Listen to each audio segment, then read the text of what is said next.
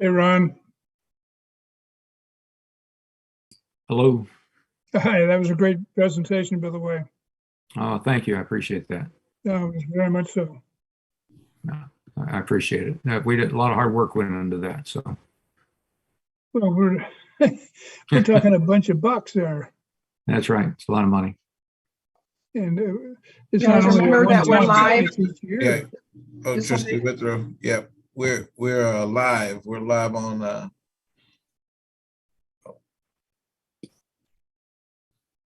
You're right.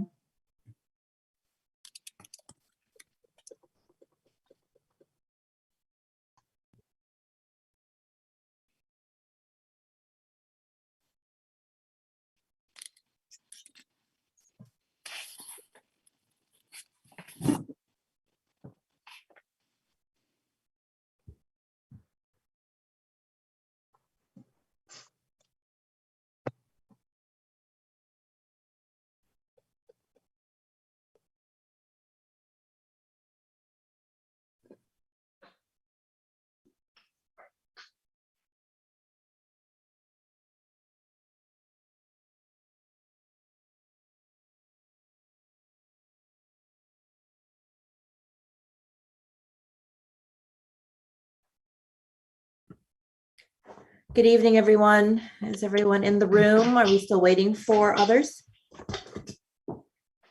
Okay. All right. Good evening, Peralta community. Apologies for our tardiness. We'll hopefully make up some time at the end of the meeting.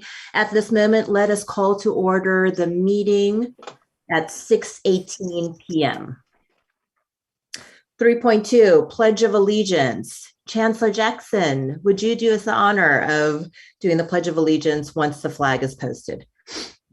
Thank you. And I would stand up, but you would only see the middle of my body, so please excuse me. And if you could repeat after me, I pledge allegiance to the flag of the United States of America and to the republic for which it stands, one nation, under God, indivisible, with liberty and justice for all. Just for all. Thank you for that. All right, let's do roll call. 3.3. Student Trustee Hogan. Oh. Student Trustee Hogan, are you there? Student Trustee Cooper.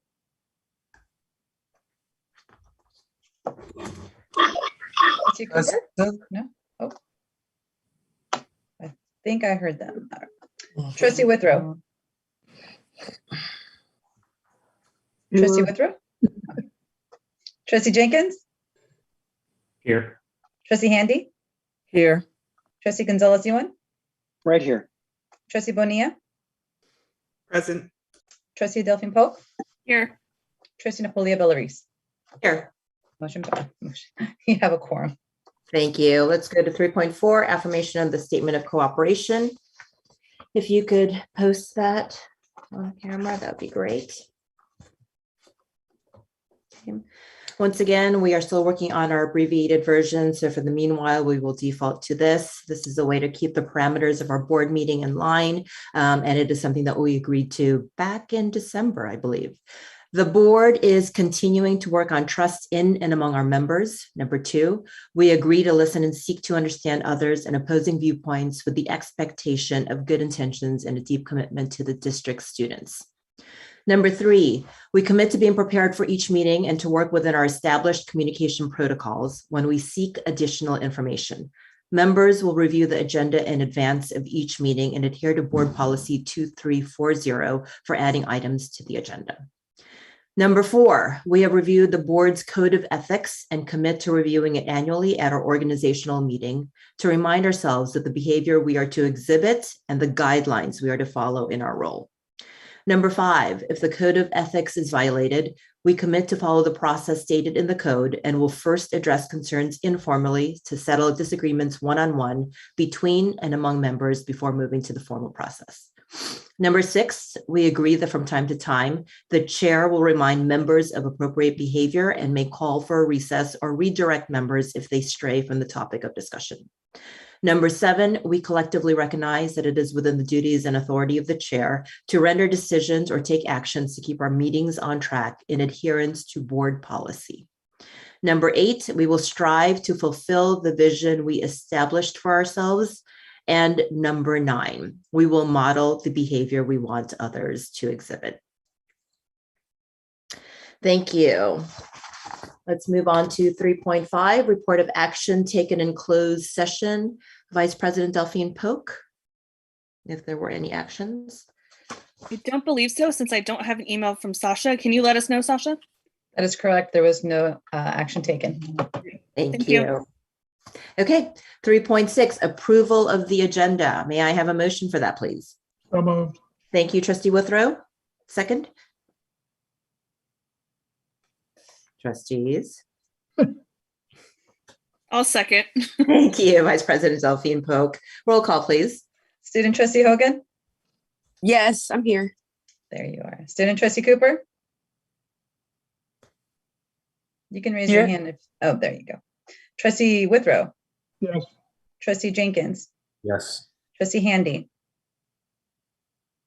Yes. Trustee Gonzalez Ewan? Yes. Trustee Bonilla?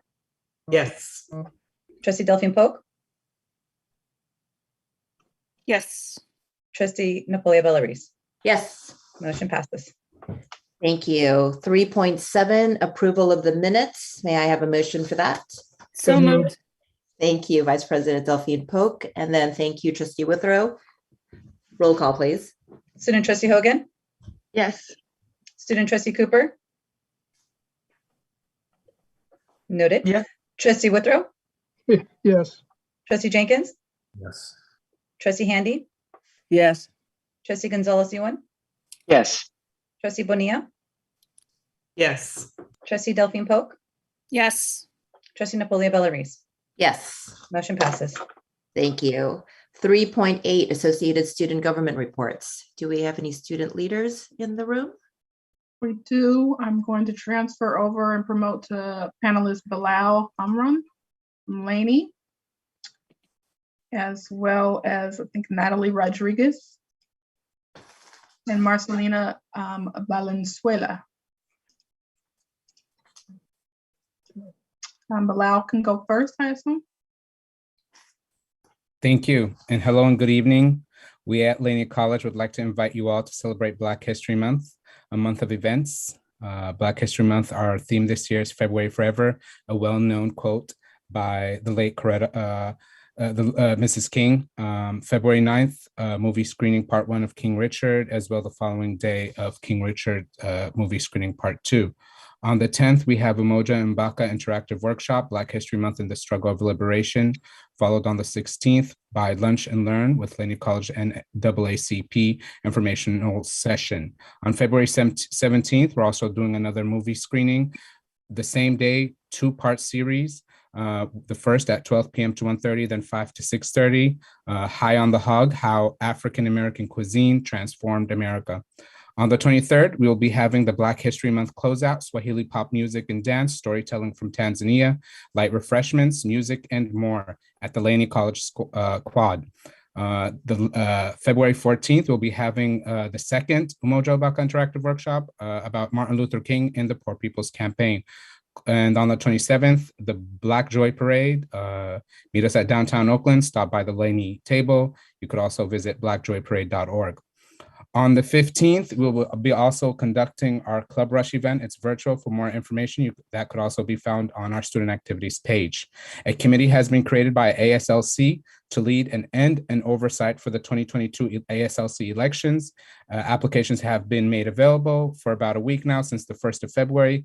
Please be advised, students, that the deadline is the 22nd of February at 5 p.m. And lastly, a couple-day hackathon competition is being planned for March.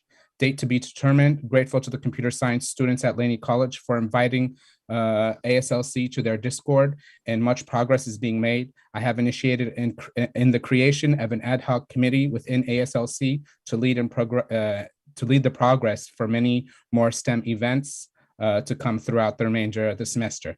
Thank you. Thank you, Bilal. Let us have Macarena.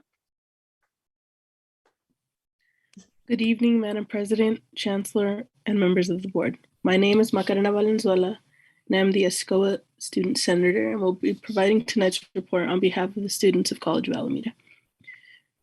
For College of Alameda, we are currently in our regular election cycle, and we urge students to get involved in their student government and help make their time at College of Alameda the best experience for themselves and their fellow students. Make your voice count. Students who may be interested in serving on student government can contact me at Macarena TCN or Director Natalie Rodriguez at nrodriguez@peralta.edu. All information regarding the election process as well as the application can be found at alameda.peralta.edu/ESCOA-elections. We continue to urge students to visit the free produce market on the second and fourth Tuesday of the month between 12 and 2 p.m. For our welcome week, we kicked it off on Monday, the 24th of January, with an Acceso/Puente hosted virtual event where we held karaoke and everybody was able to sing, participate, and have a lovely time. On Tuesday, we held an in-person event providing brunch for 150 students, faculty and staff, pardon me. We had 9 programs and services that were tabling and present at the event. We were also able to have radio personality Chuy Gomez as the DJ, and we're honored to have Chancellor Jackson joining us in the morning. On Wednesday, January 26th, we offered free brunch, tabling, and lunch for students who were able to complete a punch card. On Thursday, the 27th, we wrapped up our welcome week with a virtual game of Kahoot where students were able to participate, learn more about student services, but sadly, it was cut short because there was Zoom bombing that occurred. And last but not least, we want to mention the Black History Month events that will be occurring in the month of February on the 24th from 1 p.m. to 2 p.m. Emoja is presenting a community virtual awareness conversation, Our Blood Saves Lives, the importance of African-American blood donation. Pre-registration is required. The Emoja program is also partnering with the Alameda County Food Bank to help feed our community through a day of service on February 28th from 12 to 3 p.m. For more information, please email jmcgifford@peralta.edu and include Emoja service in the subject line. Last but not least, the Acceso Career Panel will include the social sciences as the main theme, and that event will be occurring on February 10th from 5 to 6 p.m. Thank you. This concludes my report. Thank you, Macarena. Thank you. Let's go to J. Adam Austin.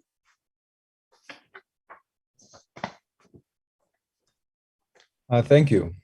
On behalf of the Associated Students of Merritt College, I'd like to start off by thanking the Director of Student Activities and Campus Life, Doris Hankins, for her tireless efforts to see that students continue to be served not only through student government and the shared governance process, but also by way of improving access to campus amenities and cultural events. Merritt College, like the other campuses of our district, has struggled to maintain student involvement because of the ongoing and evolving coronavirus pandemic. We hope to reverse this trend by increasing student involvement in the upcoming district-wide elections. Seeing that the concerns of our student body are addressed at the campus, district, state, and national levels is the highest concern of the ASMC. Tomorrow, Wednesday, February 9th at 3 p.m. Pacific time, the Associated Students of Merritt College will hold a special meeting to create and endorse resolutions for statewide debate at the Student Senate for California Community Colleges 2022 General Assembly. As always, we look forward to serving the needs of our campus, our district, and the community at large. Thank you. Thank you, J. Adam Austin. All right, and we've got Harry. Thank you. Good evening, members of the board, Chancellor, and guests. The ASBCC have funded refreshments for Club Rush, which will be underway next week. The dates are February 14th and 15th, which will be on campus, and also February 16th, which will be held over Zoom. And the time for all 3 of these sessions will be 12:20 to 1:20 p.m. We also have funded refreshments for the Chinese New Year event by the ISMP Club, where students will participate in lantern crafting. The date is still to be announced, so do keep an eye on the BCC website and Instagram for more updates on that one. The HBCC also have organized the Ask HBCC table at the entrance of BCC, where students can ask student council members questions about student government elections and also pique more interest in the council. So far, it has been very successful. And the HBCC are now also writing a SSCCC resolution letter for the General Assembly meeting in Sacramento, and plans to bring forth proposals and solutions stemming from the student body at Berkeley City College. And finally, this week, the HBCC will be discussing funding for an engineering club construction event planned for February 18th. Students will be constructing objects with marshmallows and toothpicks to flex their ingenuity. And the HBCC will also discuss funding refreshments to welcome a guest speaker from UCB, Professor Mickey Lutztig, a well-acclaimed scientist who specializes in MRI technology, to educate students about his pathway through academia, as well as stimulate curiosity on campus. Thank you, and that concludes my report. Thank you, Harry. All of you student leaders, just thank you for your reports, but even more importantly, thank you for the fantastic work in keeping your student bodies engaged, especially amidst the pandemic. Thank you. Let's move on to 3.9, Peralta Classified Senate Report. Good evening, President Reese, members of the Board of Trustees, Chancellor Jackson, presidents, and guests. Tonight we have one Classified Senate Campus Report. The report comes from the Berkeley City College Classified Senate. The first official meeting of the BCC Classified Senate will be on Wednesday, February 9th at 2:30. The meeting agenda items include encouraging classified professionals to participate in shared governance activities, exploring diverse employment opportunities at Peralta, and coping with concerns around return to campus in an organized and safe approach.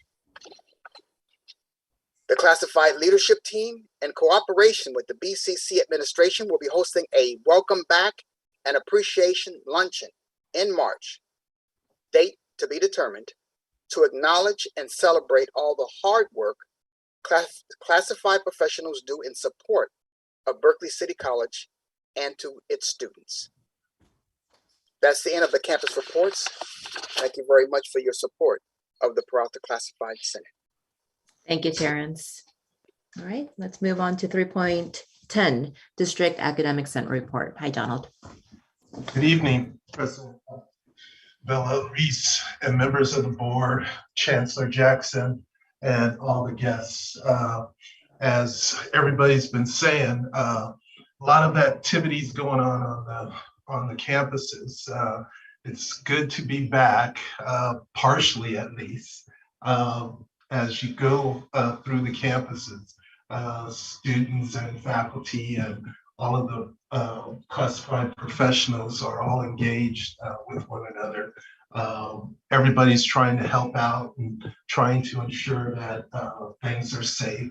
I want to commend the folks for pivoting on trying to create the wristband because that I think really initially was difficult, but then it started to flow better as people got their wristbands.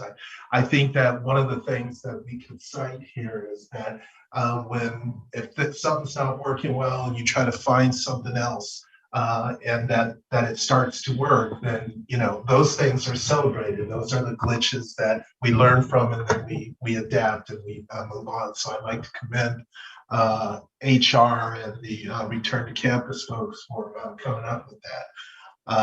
I believe that as we move forward, it will be interesting to see whether or not we are going to be opening more classes on campus as we go into the summer and fall, or are we going to go with more online classes?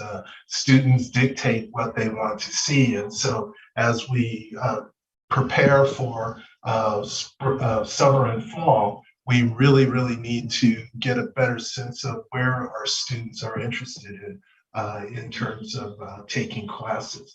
I like the fact that we are trying to provide them with different opportunities, but we really need to see how we move along.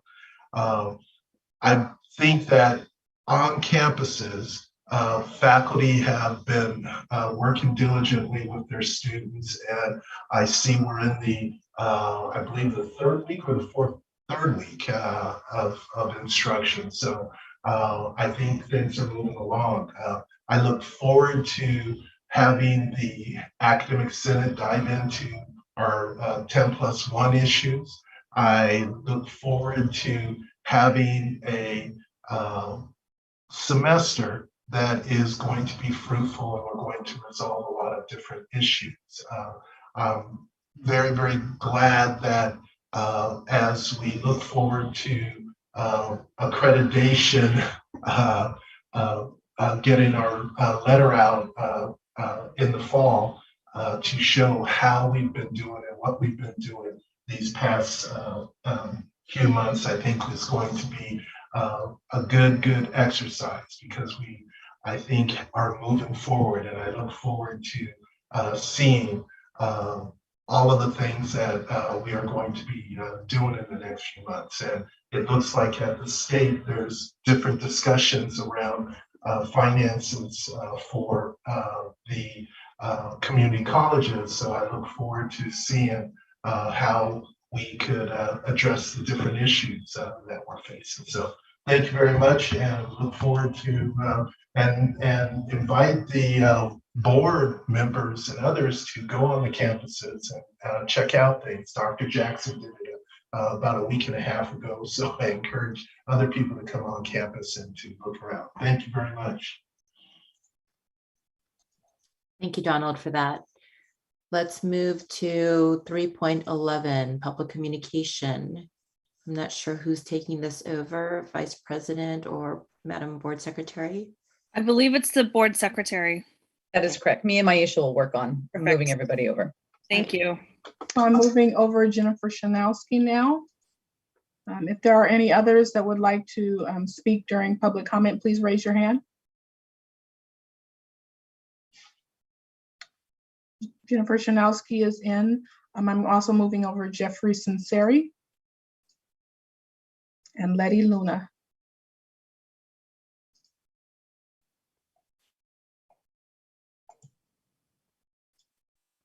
Okay, Jennifer? Hi, good evening. And I was gone for a minute in the ether. I'm not sure if Jeff Sinceri's hand was also recognized, but he's going to cede his time to me tonight. So good evening. Don't worry, I won't talk for 6 minutes. I'd like to talk a little bit tonight about the way that faculty and staff as well are being treated. From my vantage point, morale seems to be at an all-time low. Unless you think I'm being dramatic, I'd like to share a few specific issues that might explain the low morale of faculty. Most of the high-level administrative positions in our district are interim appointments made by direct appointment by this board. These positions include our chancellor, our deputy chancellor, the vice chancellors of general services, human resources, and finance. No input or feedback has been solicited from longtime faculty and staff, and no comprehensive evaluation has been completed on any of these positions. In most cases, I've never been in the same room as these individuals, and in some cases, they don't even reside in the state while collecting our tax dollars as their salaries. This week, we're hearing that another 10% of our FTEF are on the chopping block. No discussion of the targets or issues have been had at the district's top-leveled shared governance committees, which I'm part of. I haven't been privy to the numbers, but if the rumored 10% is true, we're talking about slashing another 200 sections this fall. Are students going to be served by continuing to shift resources away from the classroom and towards administrators and contractors? Our funding is stable, and that you, the board, continue to support cuts to our students' education. At one of our colleges in the past couple of weeks, counseling faculty were instructed to show up on site to do remote work. When they exercised their right to do remote work remotely, they were written up by their dean. PFT pushed back, and so the decision was made to fill their schedules with in-person appointments. Now these faculty members show up to work on their assigned days and have very few students to serve because the demand is actually for online appointments. This was so obviously not about serving students because students are receiving less support as a result of this shift. At another college, faculty were unable to hire student workers to support their programs. Students are without tutors and library services at the start of the term when they need them most because the paperwork wasn't completed on time. Faculty volunteered their time over the break to try and rectify the problem, unpaid for their students. At yet another college, we almost lost a long-term partnership with UC Extension to run their biology labs because requests for signed contracts were not addressed for 3 months. Students lost a week of lab time, but faculty intervention on their own time saved the partnership. At another college, in-person labs haven't been able to start yet because there isn't a lab technician to support them. Leading up to the start of the spring term, multiple requests were made to ensure that adequate support was in place. It's week 3 of the semester, and not a single student has been able to do an experiment. And without faculty involvement, students would probably not be able to have any in-person labs this year. We're told time and time again that somebody's working on all of these things, and when it falls apart, it's always us, the faculty and the staff, that put it back together for students. I could go on with more examples from the last couple of weeks, but I hope you get the point. This board continues to hire administrators, people who make more at their starting salaries than instructors do after a lifetime of service at their retirement. But please tell me what you and what they are doing to impact our students and support the faculty and staff that actually serve those students on a day-to-day basis. I want to close by sharing that tonight, Oakland Unified is considering the closure of several community schools. The school board is voting to eliminate these schools not because of budgetary constraints, but because of enrollment declines. Thousands of community members are opposed to these closures and are on that school board meeting right now, myself included. These closures disproportionately affect communities of colors, and we stand solidly with our sisters and brothers at OEA. And we hope the struggle of Oakland Unified School District is a cautionary tale to Peralta. Our colleges are being destroyed by bad management. And we, the working people and the community of Peralta, are not going to take it sitting down. Maybe it's time for all of you to work on trust, not between yourselves, but between you and the community that you've been elected to serve. Thank you. Okay, thank you. Lady Luna, you can go now.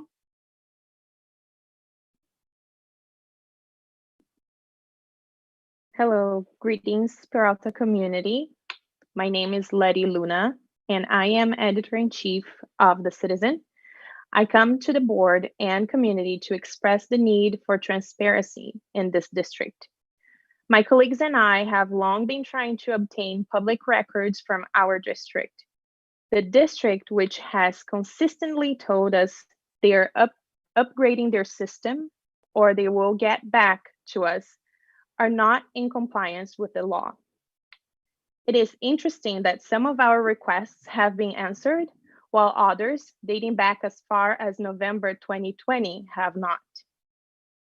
As this presents to be a very important lesson in our journalistic careers, no journalist should need legal actions to obtain information that it's supposed to be public and accessible under the California Public Request Act.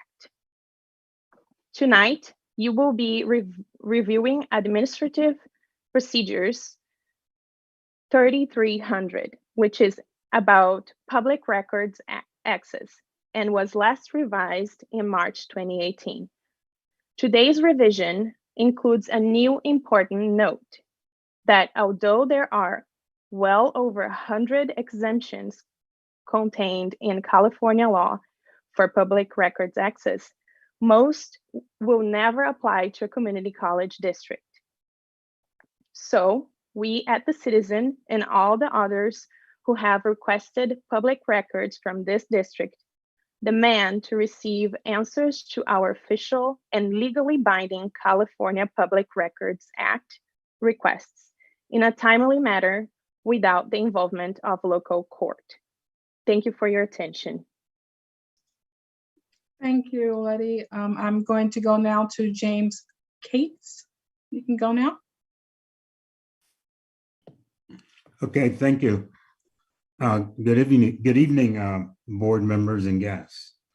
My name is Jim Capes, and I'm a corporate partner and was one of the main co-founders of the cybersecurity program at Merritt. And I've spent quite a few years implementing ERP systems. And so my comment is I noticed on 11.2, 11.3 tonight that there will be a discussion about the Oracle contract. And my comment is in the 7 or beginning to 8 years I've been here, I've seen these contracts signed, and yet I've never seen a process design. I mean, I've implemented many of these systems in my career. So I've never seen, and by that I mean the process design may or may not align with the software that comes out of the packages.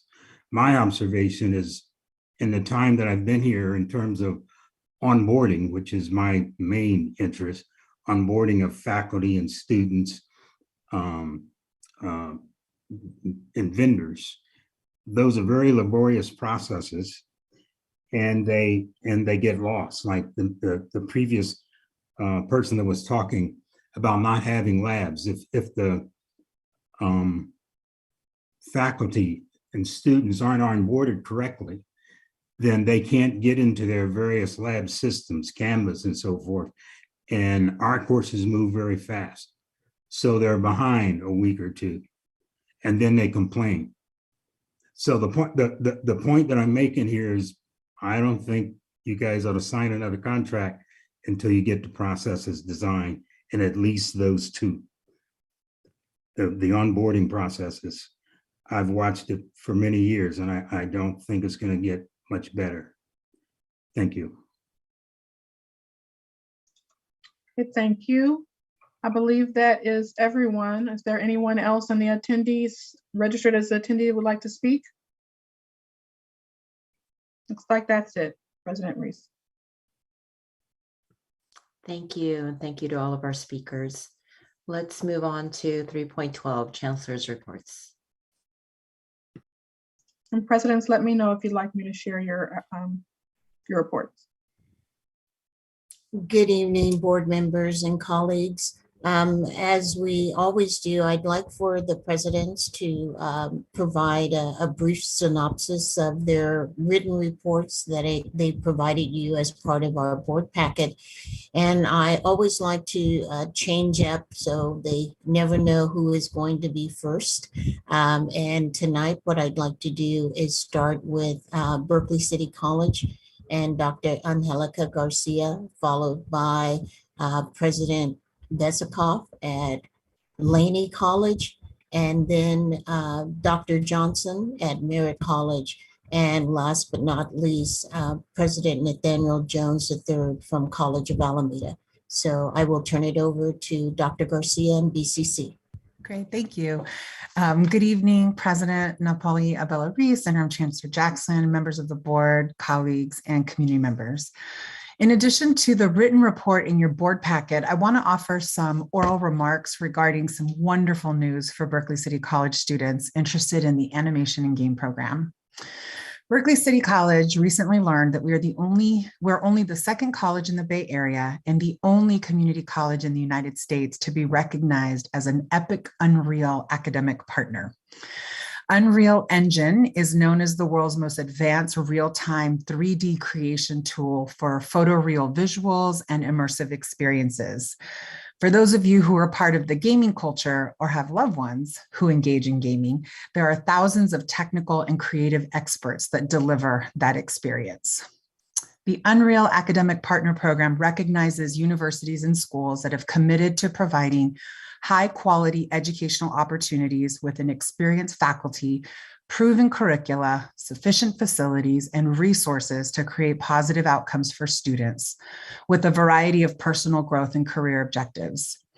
Being an Unreal Academic Partner means that EPIC will empower Berkeley City College so we can ensure that BCC students are prepared for an evolving and highly competitive job market with transferable skills that increase their potential earning power in a globalized economy. Professor Mary Clark Miller completed the Epic Games Unreal Fellowship this past summer. And Chris Platts, Phil Campbell, and most recently Matthew Olson are also teaching Unreal as part of the BCC Animation and Game program. The partnership with Unreal Engine provides BCC students with this most recent training for skills to the most in-demand game engine skill to have on their resumes, preparing them to claim the highest salary premium. And employer demand for knowledge of Unreal Engine is projected to grow 122% over the next 10 years. Please join me in congratulating Mary Clark Miller and the BCC Animation and Game faculty for bringing real-time and innovative curriculum to students. Their leadership is charting the path for BCC students to enter the workforce with meaningful and real-time exposure to gaming technology as it rolls out. As a closing comment, I do want to invite fellow board members to join us at Berkeley City College for the variety of activities and events promoting the theme of Black History is American History. Additionally, I'm also proud to have our colleague Ramona Butler, EOPS coordinator, continue her yearly tradition of sharing Black Americans from throughout the Bay Area each day during Black History Month. Thank you very much, and that concludes my remarks for Berkeley City College. Good evening, Chancellor Jackson, President Napoli Bella-Reese, board members, students, colleagues in education, and valued community members. Before I start my report tonight, I'd just like to say that certainly following outstanding colleagues such as Dr. Garcia is challenge enough, but tonight to follow those 4 great student government reports, I feel like there's a pretty tall order on the table right now, but I'll do my best, as they always say. I'd like to start tonight by just sharing something that's come to fruition and is wonderful. On Monday, Laney College's branch of Union Bank opened on campus. And as you know, this was something that came to the board originally by my predecessor and was something that has been just a partnership that's been burgeoning and building. And within your board report tonight, you'll see some photos of the branch and just how wonderful it looks. One thing that distinguishes this branch from other bank branches that you might see on a college campus is that working in the branch will be students from our banking and finance program, along with other students from the business department. I'd like to spotlight tonight Professor Kim Glosson, chair of the business department, for her outstanding work on making this come to pass. And I certainly want to invite all in attendance tonight to the grand opening activities, which will take place later in the semester. Continuing this, a theme of success stories. I mentioned this in my last board report, but I have provided more details from concerning the San Francisco Chronicle internship that student Leticia Luna earned. And certainly you can read about that there and the outstanding achievement. Also in the line of success stories is something that really involves a lot of Laney College employees, and I'd like to just take a minute and share this. As you may be aware, scholarships certainly help students, but the need often continues, and often student basic needs or just associated costs with a college education. The President's Emergency Hardship Fund at Laney College is designed for students to receive scholarships to supplement and help with additional challenges or emergencies that come up.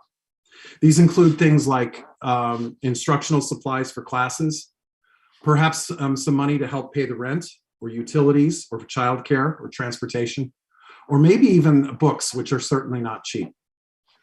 So just to tell you the story about this for a moment, when we got the numerous applications we did in the fall semester, our balance in the fund went down to $600 in October.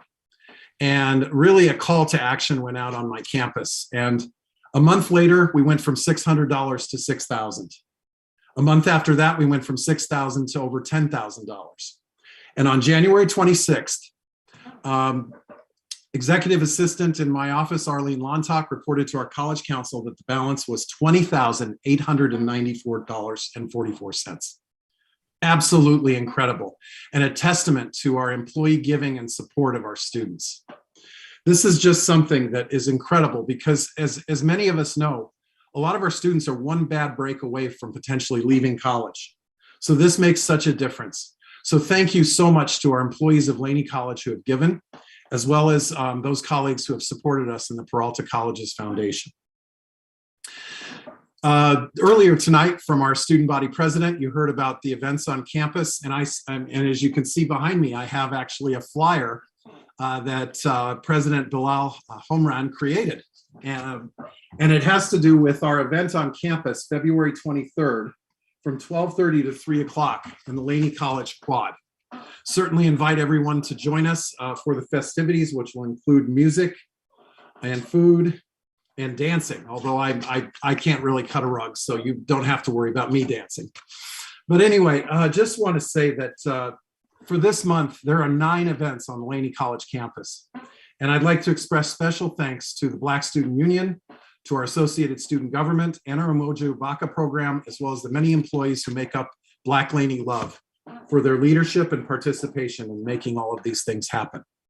Also last Friday, I was privileged to attend the Lunar New Year celebration put on by our APAS program and director, Dr. David Lee. And that was an incredible event and really just a testament again to a lot of the bridges we've built at Laney College with our API community. And it just something that was awesome. In closing tonight, I would like to express appreciation to a fellow educational leader. Our IT director, Rupinder Bhatia, has accepted a position, an incredible promotional opportunity to be the executive director for the San Jose Evergreen Community College District. And we certainly wish her all the best. One cannot help but walk around all of the rooms on the Laney College campus to see how so many of them have been fit with smart technology. Her leadership as we transition to online instruction as someone on the Distance Education Committee is also a legacy. But the biggest thing that I will remember Rupinder for is for stepping up for 6 months to be Laney College's accreditation liaison officer at a time when we needed one the most. She saw the completion of our ICER to fruition, and she also organized the visit from the ACCJC visiting team, something that actually earned praise from Dr. Pamela Luster, who chaired the team.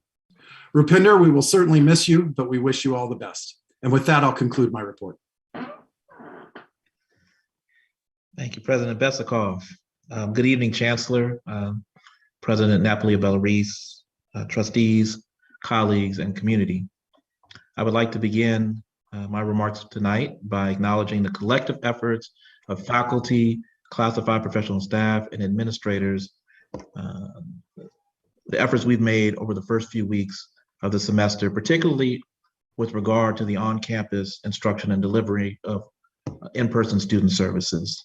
I think we've done that more successfully than many people might have anticipated. And although the majority of our students are online and the majority of sections are online, we still have many, many students that are coming to campus to take classes and to receive services. And as such, I just want to express my appreciation for the faculty and classified professional staff members who are actually here on campus, here to meet the needs of our students. I'm grateful for you for doing that. But I also want to take a moment to recognize the efforts of the custodial workers and the groundskeepers. Okay, so these are folks that come in, day out. They've been here the entire time, and despite staffing challenges and the criticisms that you all sometimes face, you still show up to work every day, doing your best So I just wanted to make sure that you know that I see you. Finally, I want to note the feedback that Merritt received, in particular from the PFT and SEIU leadership. I think I speak for all the presidents. As administrators, we're all committed to ensuring that the colleges are as safe as possible, and the insights and suggestions that you provide contribute to that effort. So I want to make sure I noted that. On another note, on January 27th, Merritt College hosted our first grab and go of the calendar year, so we still have that going. The theme was Power in Unity, and it was an opportunity for our categorical programs to come together and put on a really amazing event. Students got hot meals from local vendors. There was PPE and timely information regarding course offerings, support services, and other resources that are available. So I need to show some love to the principal organizers, Ms. Margie Rubio out of Next Up, Carmen Jones representing ELPS, and Dean of Enrollment Services, Ms. Rashima Thornton. And just to quote Ms. Rubio, Margie, I love this quote. She was like, when I spoke with her, she was like, it's all about being intentional with our efforts with a teamwork mindset. We need to continue to be the change. I think that we would all do well to take heed of her exhortation. Finally, I want to recognize our transfer counselor, Angela Koo, and our Dean of Counseling and Equity, Lisa Webb. They recently secured an agreement with UC Davis that allows Merritt to become part of their transfer opportunity program, TOP, for those of you who know. And that's really a program designed to support colleges, community colleges, in their efforts to increase the number of transfer-ready students, particularly students of color. So I definitely want to give a big shout out to them. Some of the things that we will receive as part of that is peer opportunities for students interested in going to colleges, those colleges with similar majors. There's advising on the UC application process, university admissions policies, major requirements, student housing. It's a really comprehensive opportunity. But as great as that opportunity is, I think I'm most thrilled to report that as a result, and I want to get this right, of the Student Academic Preparation and Educational Partnership Grant, the fee that we typically would pay as a community college to participate in that program and be designated as a top school was waived. So that's an extra $21,000 coming back to the district. So with that, I will pass it on to Dr. Nathaniel Jones. Thank you very much, President Johnson. Good evening, President Reese, trustees, Chancellor Jackson, colleagues, and community. First, I would like to thank our faculty, staff, and administrators for your in-person work that you've been doing to support our students during this time of uncertainty and changing conditions. Your dedication and patience are recognized and very much appreciated. The College of Alameda is stepping up our efforts related to guided pathways. I shared with the campus community at our Spring Flex the importance of guided pathways to address student completion and success with equity in mind. Our guided pathway leads this year are English Department Chair Maurice Johnson and Counseling Department co-chairs Marissa Nakano and Julie Seichow. They led a flex presentation that highlighted some of our achievements to date and also shared implementation plans for the spring. For example, the team will be conducting listening sessions with students to better understand the student experience from their perspective. The sessions will be held virtually and held on February the 15th and the 23rd.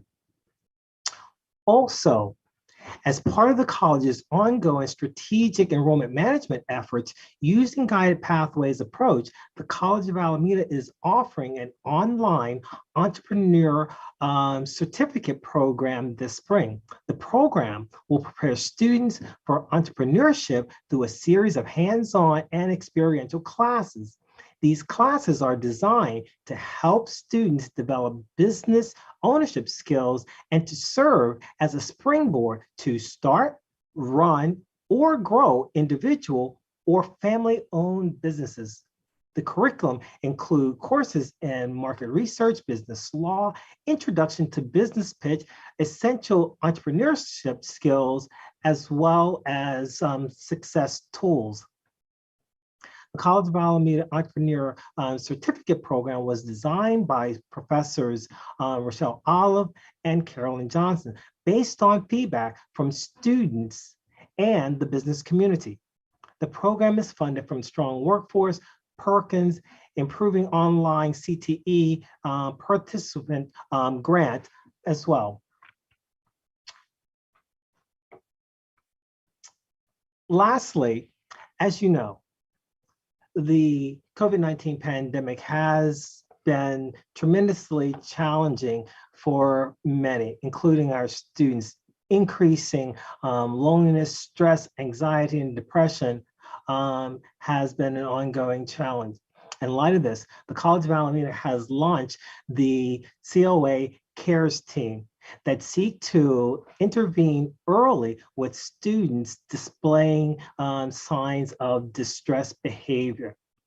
They seek to provide early support and aid to those students. The CARES team was developed as part of the college's ongoing strategic enrollment management efforts to help improve student retention and success rates. The CARE team is comprised of faculty, staff, and administrators throughout the Student Services Division, all aiming to provide the needed support and encouragement that our students need during these difficult times. The faculty and staff can make reports through an online form of students that are exhibiting concerning behavior. The team is committed to providing confidential, respectful, and proactive support while offering helpful resources that promote student success and well-being. That concludes my report for the evening. Thank you for your attention. Thank you, Presidents. I appreciate your reports. And that concludes our Chancellor's report. But I just wanted to make a couple of comments before I turn it back over to President Napoli Abella-Reese. One is that Carrie Burdick, who is in our risk management office, will be also conducting training on COVID-19 for our in-person colleagues that are working. There's been much emotional stress. Some of it the board was privy to at the last board meeting. And when I was on the campuses, it was also expressed to me. So Carrie volunteered. We talked about it at our meeting on Monday with our expanded cabinet, and she made a presentation. And the presidents are going to be establishing some times for her to go out and really just to give a kind of a, not a real hug, but a nod and an acknowledgement that it is a stressful time. And I think that is badly needed right now. And I think it will go far to reassure our staff, both classified and faculty and administrative staff, that we understand we're going through this just like everyone else.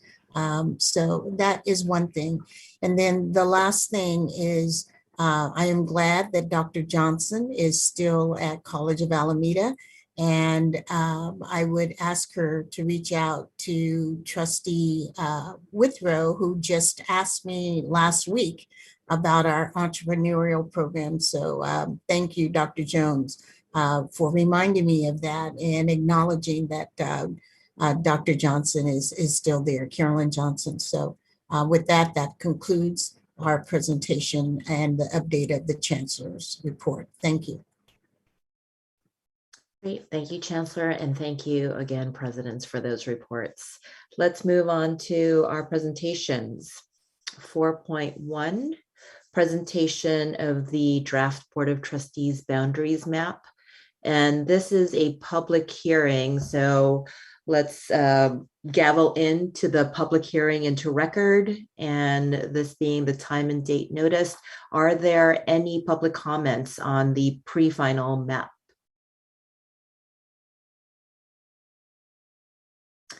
I don't see anybody in the attendees raising their hand. Okay. Mr. Westall, the floor is yours. Thank you, Madam President. Good evening, board members. It's great to see you again this evening. We had a really good time. Different things to get a draft map to you. And so with that, I'll pull up the draft map and we'll begin the presentation.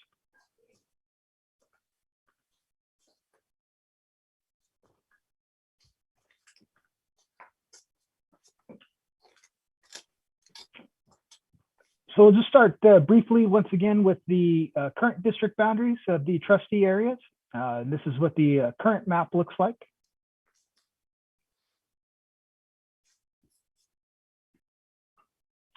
Just same map, but just an aerial shot of that of the current district boundaries.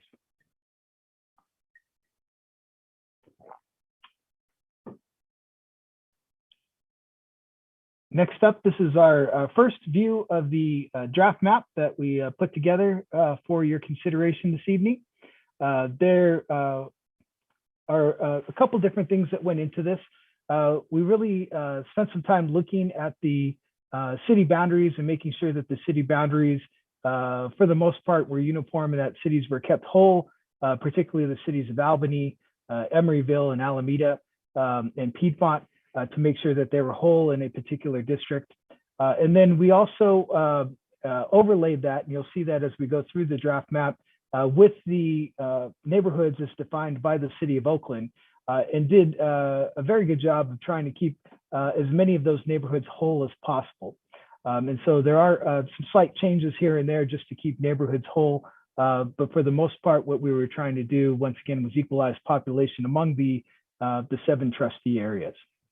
And so with that, we'll just go in numerical order, and we'll start with trustee area number 1, which covers the city of Alameda and a portion of the city of Oakland. And so this is what trustee area 1 currently looks like. And we overlay that with the new proposed trustee area boundaries. And so the areas in pink that are up here in the top, those are the areas that and it'd be the same in every map that we look at, but this is the areas that trustee area 1 would lose. And then the areas in green are the areas that trustee area 1 would gain. This little piece right here that's actually in the inner Oakland Harbor is actually a piece of the city of Alameda that was in a different trustee area. So we wanted to make sure that the entire city of Alameda was kept whole in trustee area 1. And so this is what trustee area 1 looks like as our draft map. If we continue, if we start over here on the far west, we start between the Oakland and Alameda city boundaries, and then we come along down kind of through the port and then along Middle Harbor Road until we get to Embarcadero. And then at Embarcadero, you go up along Main Market Street. Yeah, you go up along Market Street up to the 880 freeway. And then it's the 880 freeway here to the 980 freeway. And then up along the 980 freeway until we get to 14th Street or International Drive. Just come down 14th Street. I think it's about a block to Castro Street, north along Castro Street up to 15th Street. Then 15th Street to Jefferson Street, and Jefferson Street up to 17th Street. Been coming back, coming along 17th Street until you get to Webster Street. You come down along Webster Street to 11th Street, and then 11th Street to Madison, Madison down to 10th Street, and then 10th Street down to Oak Street, back to the 880 freeway. Come south further along the 880 freeway to 5th Street, or no, 5th Avenue, excuse me. And then along 5th Avenue there to 10th Street, 10th Street up to what's called the Merritt Channel, but it's actually in the middle of the park there, but up the Merritt Channel to Lakeshore Avenue, and then Lakeshore Avenue over to 18th Street, 18th Street back over to 4th Avenue, and then 4th Avenue back down to 15th Street. And then you travel along 15th Street until we get to 13th Avenue, 13th Avenue back down to International Boulevard, and then International Boulevard over to 14th Avenue, 14th Avenue down to 12th Street. Yeah, 14th Avenue, yeah, 14th Avenue down to 12th Street, and then 12th Street down to 19th Avenue.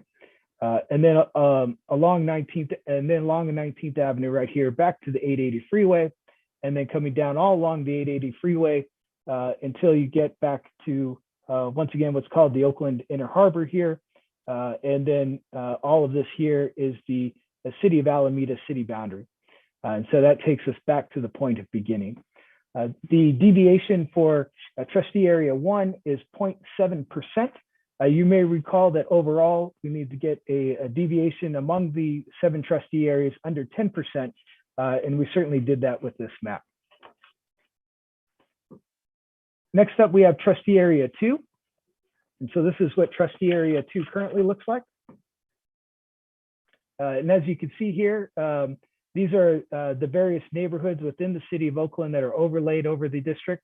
And so that's what these little gray areas and gray neighborhood names are that go throughout the city of Oakland here. So here's, once again, our changes. There's a small area that was added. I believe this is Avenel Avenue here, but a small area that was added to trustee area 2, and then some areas that were removed, as you can see in the red here. So if we start up here, just at the top, this is the intersection of Seminary Avenue and the 580 freeway. And you want to come down the 580 freeway here to Keller Avenue. And then you take Keller Avenue all the way back out to the district boundary. And then all the way along the rest of the east and the south here, all the way through the airport until you get over to the city of Alameda, once again, is the district boundary. So you come along that district boundary to the city of Alameda boundary, then follow along the city of Alameda boundary, once again, back up to the Oakland Inner Harbor, and then continue along the Oakland Inner Harbor to the 880 freeway, come south down that 880 freeway to 66th Ave, and then going along 66th Avenue to International Boulevard, and then back up International Boulevard to 64th Avenue, 64th Avenue all the way over to Avenel Avenue, and then up Avenel Avenue to Foothill Boulevard. And then you come along Foothill Boulevard all the way till you get to the intersection with MacArthur Boulevard, and then come back up MacArthur Boulevard here to Seminary Avenue, and then back out Seminary Avenue to where we started. The deviation for trustee area 2 is 0.2%. Next up, we have trustee area 3. One thing I forgot to mention is that trustee area 2 is all contained within the city of Oakland, along with trustee area 3 that we're going to go over now. So trustee area 3 is before you. And then once again, we have some changes here. This area over here, which is called the South Kennedy tract, was added to trustee area 1. And then we just went over the changes here between trustee areas 2 and 3 in the bottom. So these green areas, once again, are being added to trustee area 3, and the red areas are being removed. And so with that, with trustee area 3, we'll start at the intersection here of 14th Ave and the 580 freeway, and then continue all along the 580 freeway here until we get back to Seminary Avenue, and then coming down Seminary Avenue to MacArthur Boulevard, and then MacArthur Boulevard back down once again to that intersection between MacArthur and Foothill. Coming back up along Foothill Boulevard to Avenal, and then down Avenal Avenue to 64th Ave, coming down 64th Avenue back to International Boulevard here, and then coming down International Boulevard to 66th Ave, and then coming down 66th Avenue all the way back down to the 880 freeway. Then we go all the way back up north, up through the 880 freeway here until we get to 19th Street, and then 19th Street here, or excuse me, 19th Avenue, 19th Avenue here, which will take you back to 12th Street, 12th Street back over to 14th Avenue, and then this entire northern portion of the northern boundary here is 14th Avenue back to the point where we started. The deviation for draft map for Trustee Area 3 and the draft map is negative 0.8%. Next up, we have Trustee Area 4. And Trustee Area 4 covers all of the city of Albany and portions of the city of Berkeley and the city of Oakland. And so the changes here that were made, this little area here above the city of Albany was added because the census block actually cuts through a house.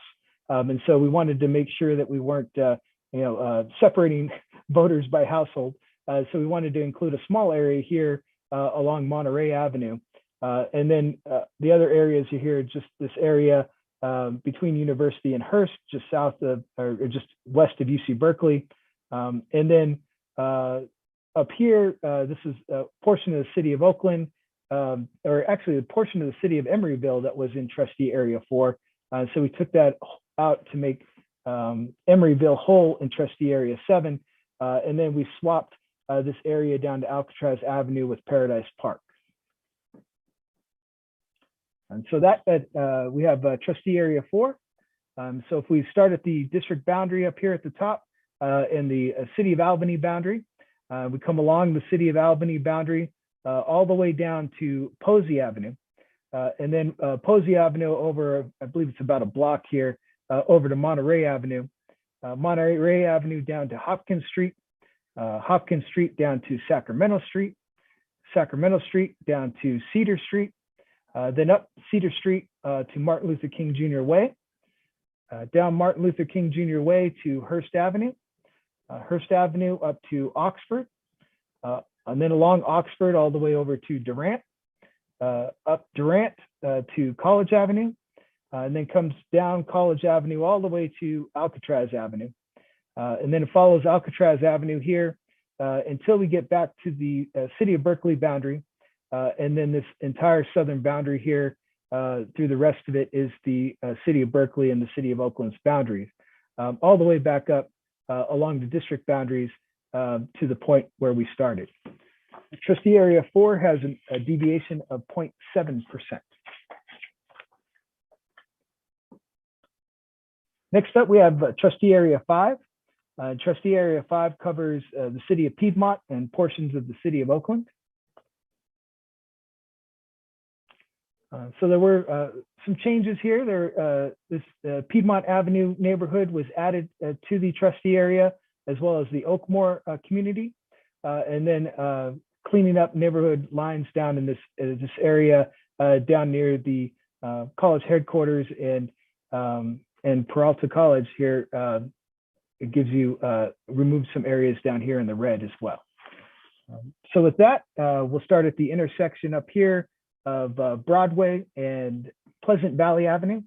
And then you come down along Pleasant Valley Avenue to Montgomery Street, come up Montgomery Street to the side of the Mountain View Cemetery, and then come along the Mountain View Cemetery here to Piedmont Avenue, down Piedmont Avenue about half a block to Ramona Avenue, and then Ramona Avenue here to the city of Piedmont's boundaries. And then coming along the city of Piedmont boundary, all the way over to the south side of Piedmont at Park Boulevard. And then so coming down Park Boulevard here, or up, excuse me, going up Park Boulevard. Actually, let's do it this way. Excuse me. Coming up Park Boulevard here will take us back over to Highway 13. And then you come down Highway 13 to Joaquin Miller Road. And then you come out Joaquin Miller Road here until you get back to the district boundary. And then this is all the district boundary here until we get down to the south boundary, which is Keller Avenue. And so we come back along Keller Avenue here to the 580 freeway, and then come up all the way up the 580 freeway here until we get back over to 14th Avenue. Then we come down 14th Avenue to International Boulevard, along International Boulevard to 13th Avenue, 13th Avenue up to 15th Street, 15th Street over to 4th Avenue, 4th Avenue up to 18th Street, 18th Street back over to Lakeshore Avenue, and the Lakeshore Avenue back along up to the 580. And then we come back again along the 580 boundary going north until we get to Broadway. And then this stretch right here is Broadway all the way back up to the point of beginning. The deviation for Trustee Area 5 is 0.4%. Next up, we have Trustee Area 6. Trustee Area 6 covers portions of the city of Berkeley and the city of Oakland. So this is what Trustee Area 6 currently looks like. Then the changes in Trustee Area 6, once again, the areas in red are the areas that are being lost. And the area in green here is the area that's being gained.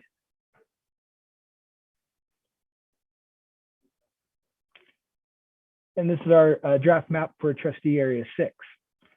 So once again, if we start here at the City of Albany boundary and the district boundary, this whole northern and eastern edge here, all the way down to Joaquin Miller Road is all of the district boundary. And then we come up Joaquin Miller Road to Highway 13, come up Highway 13, once again to Park Boulevard, and then down Park Boulevard to the City of Piedmont boundary, come along the City of Piedmont's boundary, all the way back over to Ramona Avenue, and then that Ramona Avenue to Piedmont Avenue along the Mountain View Cemetery there, along that boundary over to Montgomery Street. Then comes back down Montgomery Street to Pleasant Valley Avenue, Pleasant Valley Avenue over to Broadway, and then down Broadway to the 580 freeway, along the 580 freeway back over to Highway 24, and then up Highway 24 until you get to Shattuck Avenue. And then you come up Shattuck Avenue to Alcatraz Avenue, along Alcatraz Avenue to College Avenue, up College Avenue to Durant Avenue, and then back down once again around the UC Berkeley campus here, down Durant to Oxford, Oxford over to Hearst Avenue, and then down Hearst Avenue to Martin Luther King Jr. Way. Up Martin Luther King Jr. Way here to Cedar Street, and then down Cedar Street to Sacramento Street, Sacramento Street back over to Hopkins Street, and then Hopkins Street here to Monterey Avenue, and then Monterey Avenue to Posey Avenue, which will take us back to the City of Albany's boundaries between the City of Albany and the City of Berkeley, and then coming up the City of Albany boundary here all the way back up to the point of beginning. The deviation for Trustee Area 6 is negative 2.2%. And then last up, we have Trustee Area 7. This is what Trustee Area 7 currently looks like.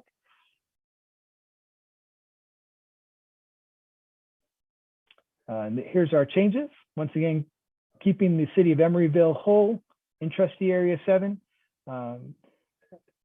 Keeping Paradise Park in Trustee Area 7, and then this area in red over here, portions of which go to a couple different trustee areas that we just went through, and then some cleanup once again along neighborhood community boundaries here in the downtown area.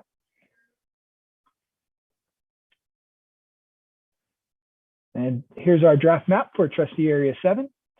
If we start at the intersection here, we'll start right here at the intersection of the Emeryville and City of Berkeley boundaries.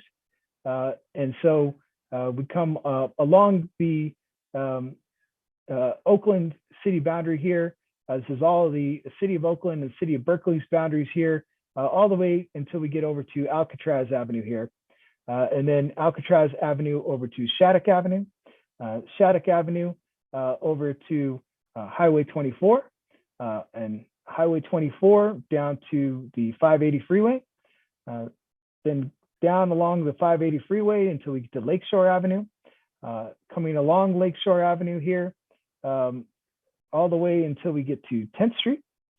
Lakeshore Avenue until we get to that Merritt channel, right? So once again, the Merritt channel that cuts through the park there, and then comes down through the channel to 10th Street. Then down 10th Street to 5th Avenue, 5th Avenue back over to the 880 freeway, the 880 freeway over to Oak Street, and then up Oak Street to 10th Street, 10th Street over to Madison, Madison up to 11th, and then 11th Street over to Webster Street.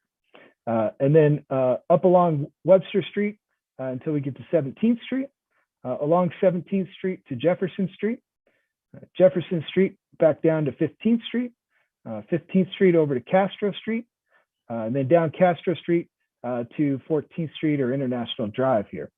And then continuing along that for once again a block here until we get back to the 980 freeway, coming down the 980 freeway to the 880 freeway, and then up the 880 freeway here to Market Street, and then down Market Street to the Embarcadero, Embarcadero here to Middle Harbor Road, and then Middle Harbor Road until it gets out into the port and into the bay again.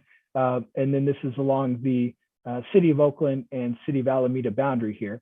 And then coming back around the City of Oakland boundary, all the way to the Emeryville city boundary. And then once again, all of Emeryville is within Trustee Area 7.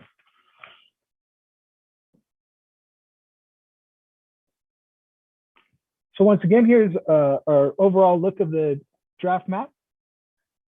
And the red areas here are the areas of the current trustee area boundaries. And so you can see them overlaid on top of the new, what would be the new proposed boundaries under this draft map. And then we have the aerial shot of the same map.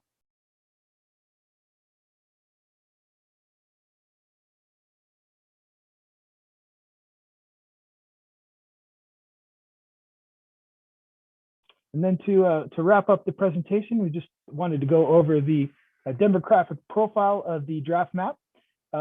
We also included the demographic profile that we had previously provided to the district and that we went over at our last presentation so that you could do a side-by-side comparison in the staff report and in the report that's available online to the public. As you can see here, the overall deviation for this draft map is 4%. And as I mentioned earlier, we needed to get that under, excuse me, we had to get that under 10%, right, to be legally valid, at least within terms of population equality and using good boundaries. So with that, Madam President, that concludes the presentation. I'm happy to take any questions or comments from board members or however you'd like to proceed. Great, thank you, Mr. Westall. Board members, trustees, do we have any questions? Areas needing clarification? I thought, Trustee Gonzalez-Ewing. I'll just comment to thank the consultant team for really expediting this process. We were a little late coming out of the gates, and they really picked it up to help us hit all the deadlines. Trustees Handy and Benia and I met with them. And really what we're looking at is just, as you can see, nothing dramatic here. These are pretty traditional boundaries for these areas. It's just tinkering around the edges to balance the populations. And I think the diverse group of Trustee Bonilla, Trustee Handy, and myself had good eyes on the districts and knew the neighborhoods well enough to make sure that the boundaries really stayed in appropriate, major corridors and communities of interest and neighborhoods. So I think the three of us left that meeting with a lot of confidence that these were very fair maps that represented our communities quite well and did no disservice to any communities. We felt pretty confident about it. Thanks. Great, thank you, Trustee Gonzalez-Yuen. And I have to say thank you again for the three of you coming together, meeting. I know that schedules were really difficult to coordinate, but we needed to do this, and you guys punched it out. And it looks great and true to what we needed to do in terms of trustees. So thank you for that. Any other comments? Any other questions? I do have one comment or one question, Chancellor. Do we have this advertised enough and a place for feedback? So I know it's on our Peralta Gems, but is it also on our district website? I just want to make sure before the public hearing, if there are any other feedback or comments from the public, I just want to make sure they know where to go and that it's very visible on our website. And maybe even we could have the Laney Citizen just put out there that the public hearing will be on 2/28, I guess, whenever that is. So in all possible venues and spaces would be good. Okay, I would defer to our executive director, Mark Johnson, to speak to this. I know we have established a website, but I'll let him go into a little bit more detail of your question. Mark? Yes, thank you, Chancellor Jackson, and thank you, President Napoli Bellarice. The redistricting is up on both the current WordPress version of the Peralta website at web.peralta.edu, and it's also on the new version of the website, explore.peralta.edu. The redistricting is a subset of the Board of Trustees pages. So if you go to the Board of Trustees part of the Peralta website, there is a new link for redistricting as part of the navigation menu on the side. And that takes you to the redistricting part of the website where we have links to the PDF of the new map that Mr. Westall just presented, and also a feedback form that would generate response for Chief of Staff Roberts. And if I may, through the Chancellor, if we could even have it under the Peralta News, just because if you're a community member, you may not necessarily know how to navigate to the trustees and finding it there. And then again, if we can have the Peralta Citizen come out with an announcement, we at least know it's going to our community and then, beyond. We're just whatever spaces. Thank you. And I think that Mark meets with the colleges, and I think I again will encourage you to reach out to Laney Gastus, who is the faculty advisor and also teaches in journalism. So Mark, if you would do that. And I don't know if they take paid advertising, they might, but that might be appropriate or not. We can ask them certainly if they would provide that, because it is news and it may affect some of our students in the redistricting. But as Andrew mentioned, it's modest changes, and Trustee Ewan also indicated that. And I want to thank those three board members for being on the subcommittee and making time to work on this. And you're right, we were a little late getting out of the gate on this, but Andrew and his team at Bear really jumped on it, and I think it's given us a quality product. Thank you, Andrew. Trustee Gonzalez-Yuen, is that a latent hand? No, I just raised my hand again, and I think, President Reese, your suggestion of doing a press release for the Laney Citizen, the Peralta Citizen, is a great idea. Of course, they choose their articles. We can ask them to cover it. We can do a press release, but of course they choose their own articles, and maybe they take a paid ad. That they'd probably love the revenue. And it's probably not a Lenny Gastis that we reach out to. It's the student editors who actually choose the articles and really shape up that paper. And let's, I know that's what you actually meant in that. So, but I they're like a hawk on a mouse. They're watching us. So, if there's something to be covered here, I think they'll want to cover it. They've been really sharp in watching us. So, good suggestion. I'm sure the citizen folks are watching us right now. So, thank you. Probably the revenue suggestion really perked up some ears, but that would of course be a paid ad. Thanks. Absolutely.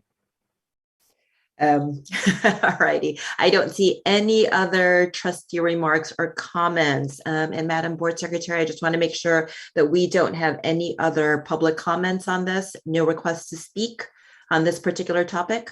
That is correct. No requests. Okay, all right. I will declare the public hearing closed, gavel out, and then we will move on. Thank you, Mr. Westall. Thank you, Madam President, and have a great evening, everybody. Good night. Thanks. Let's go to 4.2, presentation of the Peralta Federation of Teachers initial proposal for collective bargaining agreement with the Peralta Community College District. Excuse me, just point of information, President Reese. Yes. Just for process, Yes. This was an initial presentation. We will then be taking an actual vote on these maps when? The 28th, if I'm not the next board meeting. Okay, good. So for members of the public, now is the time to comment, et cetera, so that we can take an appropriate vote the following meeting and stay within the required guidelines, the state of law. So this doesn't get kicked to the County Board of Education to draw our maps for us. Yes. Okay. Thank you. Thanks. Thank you for keeping me on my P's and Q's. All right. Now let's move on to 4.2. Presentation of the PFT initial proposal for collective bargaining agreement with the Peralta Community College District for 2022 labor negotiations. And I believe, go ahead. I was going to say, if Dr. McKinley, could you make that presentation? Yes, I'd be very, very happy to. Yes. Thank you. So good evening, President Reese, Board of Trustees, Dr. Jackson, colleagues, and guests. Just very quickly, California Government Code Section 3547 requires that all initial proposals that based on representation that the district, or I should say with the district, then these matters must, and the scope of that representation has to be presented in a public hearing. This is the first, is to present this to the public. There will be a public hearing in the next board meeting on February 22nd, where the public will have an opportunity to make comments related to these the sunshining from the PFT. And as you know, the PFT is our faculty representative body. And so here, as you can see, here are the articles. Well, you may not be able to see them, but it's Article 14, which is Department Chair Compensation. Article 14, that was Article 14G, Faculty Stipends. Article 18A, Faculty Loads. Article 18D, Enrollment Management. Article 21B, which is Salary. Article 21D, Coaching Stipends. Article 21, which is a new section that will address faculty titles and merit pay. Appendix 11, Pay Periods and Paycheck Information, and a new article on consolidating positions in departments. So these are the articles that the PFT is sunshining for negotiation when we begin these negotiations in the spring. And that concludes the presentation, President Reese. Great. Thank you, trustees. Do we have any questions, answers, comments? Seeing and hearing none. Thank you, Dr. McKinley. Let's go on to let's go on to 5.1. Joint analysis of the governor's budget 2022-23. Dr. Jackson. Thank you, President Reese. In your packet is a document that I attended last week, the conference, the legislative conference that was put on by the League. And at that conference, there was an analysis that was compiled by the League, by the Chancellor's Office, and by ACBO, which is our Business Officers Association, and also by ACA, the Association of California Community College Administrators. And the document, as you can see, is fairly lengthy, so I'm not going to go through every point that's there, but I will give you a synopsis, and I won't try to share my screen because a lot of this is already included in your document, but I will highlight some of the key points. First of all, this year's proposed budget, the overall state budget would be higher than the 21-22 budget, increasing by about 9% to $286 billion.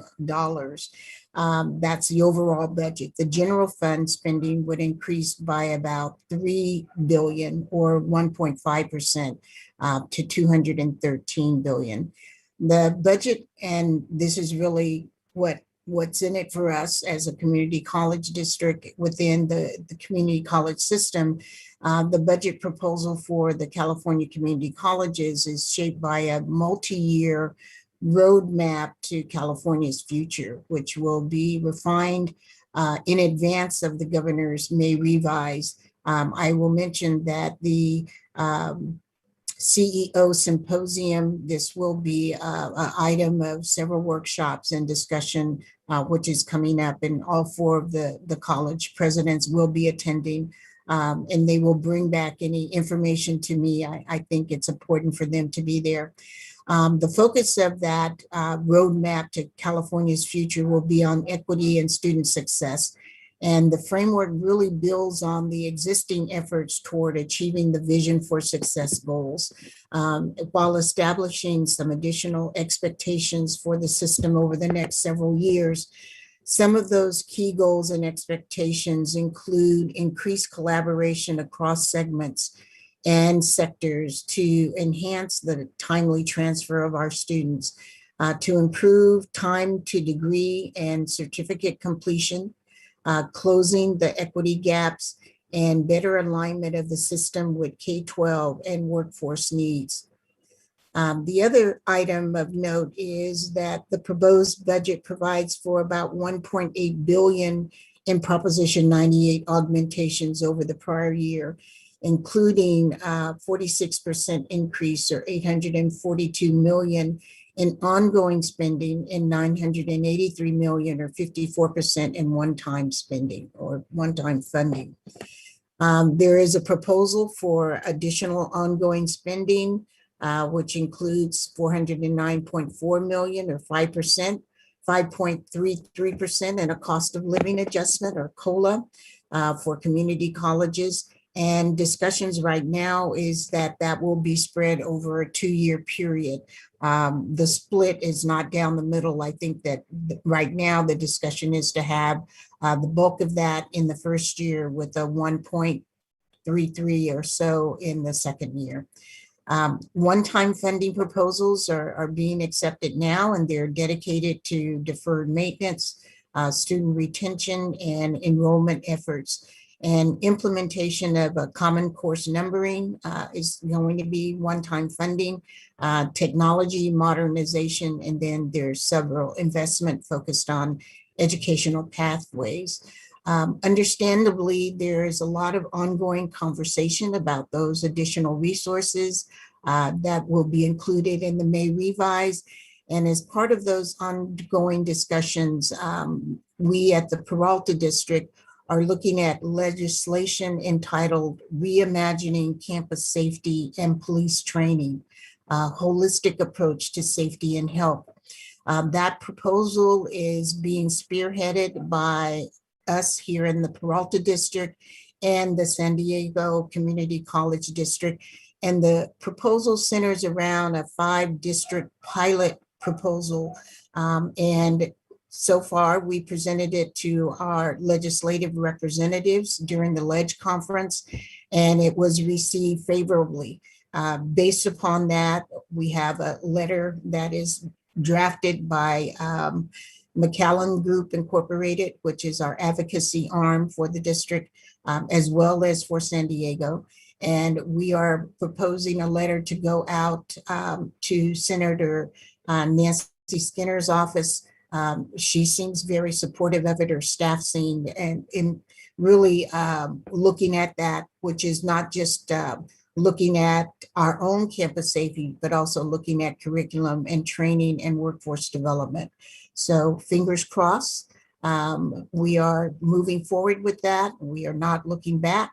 And with that, that concludes my brief overview of what's included in your documentation on the budget for 22-23. Thank you, Chancellor Jackson. Trustees, any comments?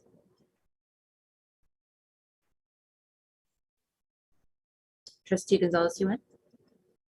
So there's been some discussion about sort of future of the budget, and one of our perennial challenges has been looking forward to this skiff cliff. That is, you know, we recentered the budget on this so-called student-centered funding formula, changed the way that we're funded. We look forward right now and we say, well, when that goes into effect, we're not hitting the marks that we need to, both for enrollment and the other measures. Currently, we are in this situation of hold harmless, right? So that's the kind of background. But there's been discussion for a couple of years of trying to just rebase the community college budgets so that that hold harmless is just built in as a new base that's permanent. We don't fall below that. One of our challenges as a district, of course, is that like all other districts, or not all, but most other districts, we've lost enrollment. And what that's meant is that there's been this real push for what is called productivity. It's a certain way of measuring success of a district, more students in seats, but it's also in some ways kind of shaping the way we think about success. Like more seats means better. I think for those of us who've been in education for a long time, we know that more seats isn't necessarily better, right? More seats is more seats, but the quality of the education, I think most of us understand, is that if you have a smaller classroom, you usually get higher quality education. But because our funding has been so based on enrollment, we've had to push for that just to balance the books. That's a fiscal reality. If in fact we could lobby for permanent hold harmless, never have a skiff cliff, could we then begin to reimagine our course and really think, all right, we can really, really focus on the quality of what we're doing here and not have to be thinking push for bigger, more productive. Would that be a possibility for us to kind of reimagine who we are as a district and really focus in on the quality of the education, the quality of the programs? And just here's an example. We have a fabulous nursing program. We know that having a nursing program with 50 students in each class, you couldn't do that. That's not how you teach nursing. You need to have in-close mentoring, a lot of hands-on work, et cetera, and nobody would ever expect us to have 50 students in a nursing lab class, et cetera. But we could do that with a lot of things. Is that within the scope of what we could imagine if we really went and we said, look, McCallum and company, we'd like to push for something different. We'd like to we've got a lot of money in the budget, billions. This is the opportunity to really kind of get back to the core mission of the community college system, which is quality educational access across the board. Is that something we might imagine? Trustee Gonzalez Ewing, that is exactly what we are talking about right now, up and down the state. I'll ask Interim Vice Chancellor Ahmed to speak to that floor, as you indicated, because that has been floated. It is still up for discussion, but that's exactly what we have been advocating since I was a president, really since I was a vice president over at College of Alameda, is that we should have a base. We should have some guaranteed funding that we can count on, and then incentives built into the system for those that meet the SCIF, the Vision for Success factors that have been put up forward by Chancellor Oakley.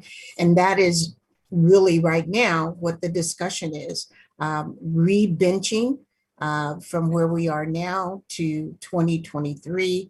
And I know that was in the discussion. The CBOs have been pushing that forward. The CBOs have been talking about that. There is a SCIF task force that is a shared governance or participatory governance body at the state level, has been looking at that. And maybe Vice Chancellor Ahmed, you might speak to that, particularly in terms of the floor and the year and the benchmarking. Thank because you, absolutely, that's exactly what we're looking at, is let's not just look at FTES generation, because more is not always better. Thank you, Chancellor, and good evening, Board of Trustees. Let me just give you some history about the SCIF. When the SCIF started in 2018-19, we had a guaranteed 17-18 total computation revenue added to the COLA each year. So the proposed governor budget is that the floor, when they say 24-25, wherever we land, total computation revenue will be our floor. What that mean? It means that total computation revenue plus the hold harmless will be our base moving forward on 25-26, which is a good thing for Peralta. And that will help us a lot, because I was scared that this won't be done. And I was calculating that we're gonna have a deficit, a structural deficit, if we just leave with our meaning that if we don't get the hold harmless. So our floor, based on the governor release budget, 24-25 will include the hold harmless. That will be our funding floor for moving for 25-26. The only problem is that they're discussing the COLA for each year after 24-25 will not be a cumulative COLA. It will be 1 year. For example, if you get on 25-26, 5% COLA, and then the following year you're getting 2% 26-27, it won't be, the 5% won't be included in 26-27. You're just gonna include the 2%. But this proposal is a good thing for Peralta. And if you have any questions, I'm here to respond to that, Chancellor. I will say that it's still being discussed. You know, I'm sure it will be discussed at the symposium. Some districts want to use the SCIF because they will benefit from the SCIF. Districts like us that are not a basic aid district, that have had significant drops in FTES, it's a good thing. But it will be a compilation of where we are at that time in terms of FTES, the whole harmless, as Adil mentioned, and then that will be our base. And then the carrot, as it were, will be those additional funds as we move forward to try to meet the standards of the Vision for Success and the factors that are in the SCIF. Those will be the additional incentives to help to move us forward. So it's not a punitive kind of funding model as a lot view it right now. If you don't meet it, you lose out, you get cut. This is saying, we understand, we will establish a base. The base will be based on your FTES and on the hold harmless. We will re-bench that at 23, 24. And any additional funding you get will be to reach those goals established in the SCIF. Otherwise, you will just get your base, and you may not get those cost of living increases to the amount that have been projected because you haven't met those goals that have been established in the SCIF. So it's a little complex. It's being batted back and forth. You have different factions that are fighting, but it seems to be fair because there are more college districts that are FTS revenue funded versus those that are basic aid. And we feel that it's a fair give and take to reward people that are moving forward, but also not to penalize those that are starting to rebuild as we are. So it will be interesting. There's also the projection out there that we're getting ready to hit a recession. So we have money this year, which is why the governor is looking at a lot of one-time money versus ongoing commitments. And so we'll see. You know, as board members, we're the political animals in the room. You know, we're all run for office. We think in that way as well as other ways. But I think this is the moment for common cause where at a political level, we align really tightly with students, staff, the faculty, the administrators and trustees across the state to push that as a body, you know, really try to unify and put effort into that organizing, and particularly bringing in our student allies on this, because this is potentially, if nobody's penalized and people are rewarded, then it's a win-win-win. Nobody Absolutely. Loses, we all win. Absolutely. Well, we will but be it's not going to happen automatically. It's going to happen because it's a political process. And, you know, last year we had some Cal Grant reform that got through the legislature, but then got vetoed by the governor, mostly because we didn't organize politically to really help the governor understand that there were rewards to be earned if he signed it, and there were the opposite if he vetoed it. Well, he vetoed it and then suffered nothing because we weren't together politically. I think this is our moment to actually kind of change that calculation. Thanks. Absolutely. And we will be, I'm going to ask the presidents to, in their report after the symposium, to provide a kind of a collective opinion of what was discussed. And I think that will be important for us to galvanize our own students, our own faculty, and our staff, because you're right, now is the moment for us to really push this. And I think it's gaining momentum. Like I said, fingers crossed, but up and down the state, that seems to be where we're headed with our SCIF. And frankly, it's because we have some of the big players that are pushing that. Some of the larger districts like San Diego, like LACCD, like Los Rios, and even in the Bay Area, San Francisco and Peralta and Chabot Las Positas as a group. So it seems that we're moving in that direction. I'm cautiously optimistic, but I agree with you. The basin looking at a floor, and also the pushes to increase the per FTES that is allocated. I will share with you some fast facts that they published. I will send that out, and maybe we can even put it out on the webpage. Just to let people know where we stand compared to other systems like the CSU system. And we're at the bottom. We're at the bottom in terms of funding per FTES. So nothing new, but in this $1 billion surplus that the governor is looking at, we are putting our proposals out there to be considered, just like the reimagining the campus policing and the curriculum, which I think has a good chance of being sponsored by Senator Skinner's office. I hope so. Thank you, Chancellor. Thank you. Thank you both. Let's move on to 5.2, first reading of the board policies and a review of administrative procedures. Back to you, Chancellor. Okay. I believe that was sent out. It's gone through our process of review, both through our participatory governance bodies. These are recommendations that are coming from our facilitator, Dr. Joseph Belinsky. It's been reviewed by the cabinet and the PGC. I believe there was one recommendation from a board member regarding the wording of one of the documents. And Sasha, if you could recite that in which board policy so that we can move forward with this. Of course, the request was for an edit to AP 5013, which is the students in the military. And the request was to change the verbiage of, hold on one moment, I am pulling it up.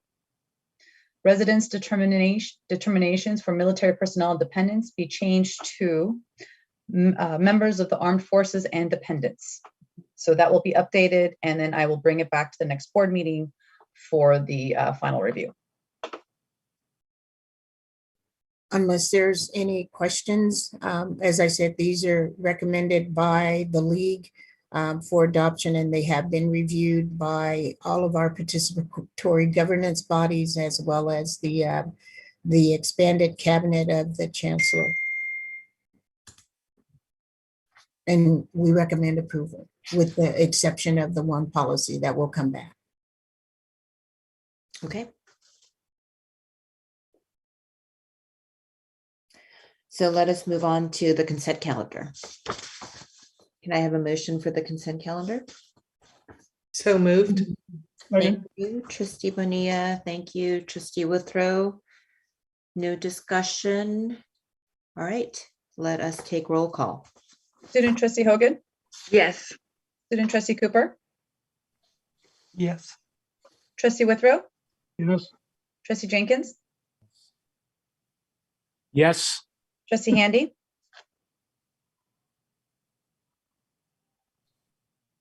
Sorry, couldn't undo it. Yes. Trustee Gonzalez-Ewan? Yes.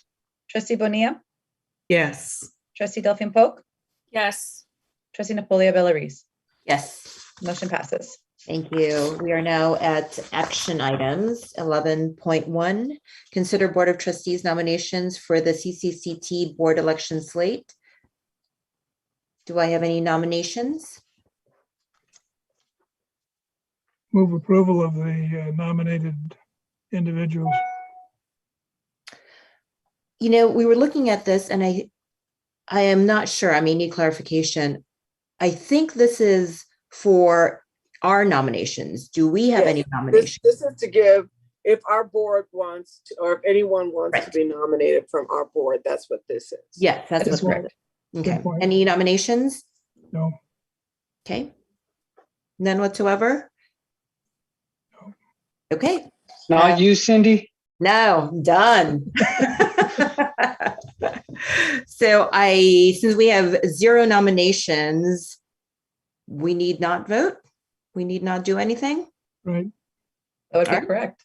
Okay, let's go on. That was quick and easy. Let's go to 11.2, please. 11.2, consider ratification of the Oracle PeopleSoft Phase 2 support services contract in an amount of $317,263. And I believe we have CTIO Mehuli. Yes, begging the board's indulgence, if we could combine and have our CTIO Antoine Mahuele to speak to both the 11.2 and 11.3 at the same time, even though we may take separate votes. And just to preface this, and also I believe that Professor Cates, Jim Cates is still in the audience. He was a minute ago. And I know we don't usually speak to comments from the public, but he did speak to these items specifically. And I want to reassure him, as well as the board and members of the public, that as part of our due diligence, when I came on board, we halted moving forward on the implementation of PeopleSoft 9.2 Phase 2, because we did not have a good plan. I felt there was not an adequate plan to address the concerns that I had, to address the concerns that were put forth by FITMAT as well as by ACCJC. So the contract that you're looking at right now for Oracle is a result of the fact that we did not have a good plan, a migration plan, an onboarding plan for that. So that is what is represented in that. And then the other contract is for the training, which is the specific onboarding of faculty, staff, and administrators. Again, because we did not have a plan. Our plan was, frankly, we would train a few individuals and those individuals would turn around and train the district. I did not think that was setting us up for success. So we went out with an RFP for that change process to be put in place, and that contract was awarded to Huron. We had a kickoff meeting today, and I will let CTIO Mehuele to speak to that, as well as to the sessions that we've had with Oracle this past year to address some of those concerns that were brought up in the public comments. So, Antoine? Chancellor, before CTIO begins, I just want to make sure that I don't procedurally have to put forth a motion. Do we need a motion for this first? Trustees, parliamentarians, Nikki? Do I? Okay, Trustee Withrow, second? Second. Thank you, Trustee Bonilla. Now, discussion. My apology. Okay. Not a problem. I'm sorry. CTIO Mehuele? Thank you. Thank you, Chancellor. Thank you, member of the board and member of the public. Just for those two items, like the Chancellor identified earlier, that we paused the project and we wanted to make sure that we're doing the right thing, and the Chancellor asked for that. By doing that, we went back and reviewed all the business processes we have put in place and have worked on the last year, and making sure that we did the right thing. And then that's how we hired Huron Technology to come and help us and assist us and have a third eye onto these processes. Are we doing the right thing? Do we have the right processes in place in accordance with the state of California community colleges and other institutions, like to best practices? So after that review, then some changes have come up to play. And that's when we contacted Oracle and set up a steering committee that governed this new implementation and changes. Then we put those in place that to be executed right away. The second things we did is we reach out to every constituency group from the district to make sure that everybody's involved on the training, because it's very crucial. We did this in the past and we did not have real good success with it. And we learned from our mistakes, and we went back to the drawing board, invited everybody to have these crucial discussions. How do we deploy effective and training throughout the district? Because this training is involved everyone in this district, classified, administrator, and faculty. So today we have fruitful discussions, and teams and colleges are taking responsibility of engaging and doing their part to make sure that the training will be deployed successfully. For example, the colleges will be leading on creating the training schedule for deploying the training. In the past, it was decided at the district level, and it did not work and fit on the college's schedule, and that was an issue. So we are addressing that, and we are addressing any other concerns that are coming up. So basically, this training was asked from the constituency group, and they asked this loudly to the Chancellor, to me, to everywhere, every single meeting we've been to. They wanted this training to take place. So we are responding to the demand of the public. So thank you. That's what I wanted to ask. Thank you, Chancellor. Thank you, Trustee Handy, and then Trustee Bonilla. And Trustee Bonilla, go first. Okay, sure. Thank you. So on, and thank you, Mr. Mahuli, for that explanation. My question goes to 11.2. So I'm a little confused, so I need help understanding. It says consider ratification, yet the document itself, so ratification usually means that the work has already started and we're just ratifying a payment on a contract that's already been executed. However, this contract, so I'm confused about if this really is a ratification or has the work not started yet? Because as I open up the contract, it does not tell me, it gives me zero timeline. So I'll try to discuss that. We started working on this and I'm not sure when the RFP, the closing date for the RFP, it was in the fall semester, and Antoine may have a time specific. And they were the successful bidder. In fact, they were the only bidder that put forward. They had worked with us before, and unfortunately, we were not able to get the contract completed and through our legal system because of the winter break. They started developing their timelines and they submitted those to us. They started putting together their training materials. So it is a ratification based upon the delegation of authority that the board gave us at its last meeting at the beginning of December. And this happened in December, so that's why it's a ratification.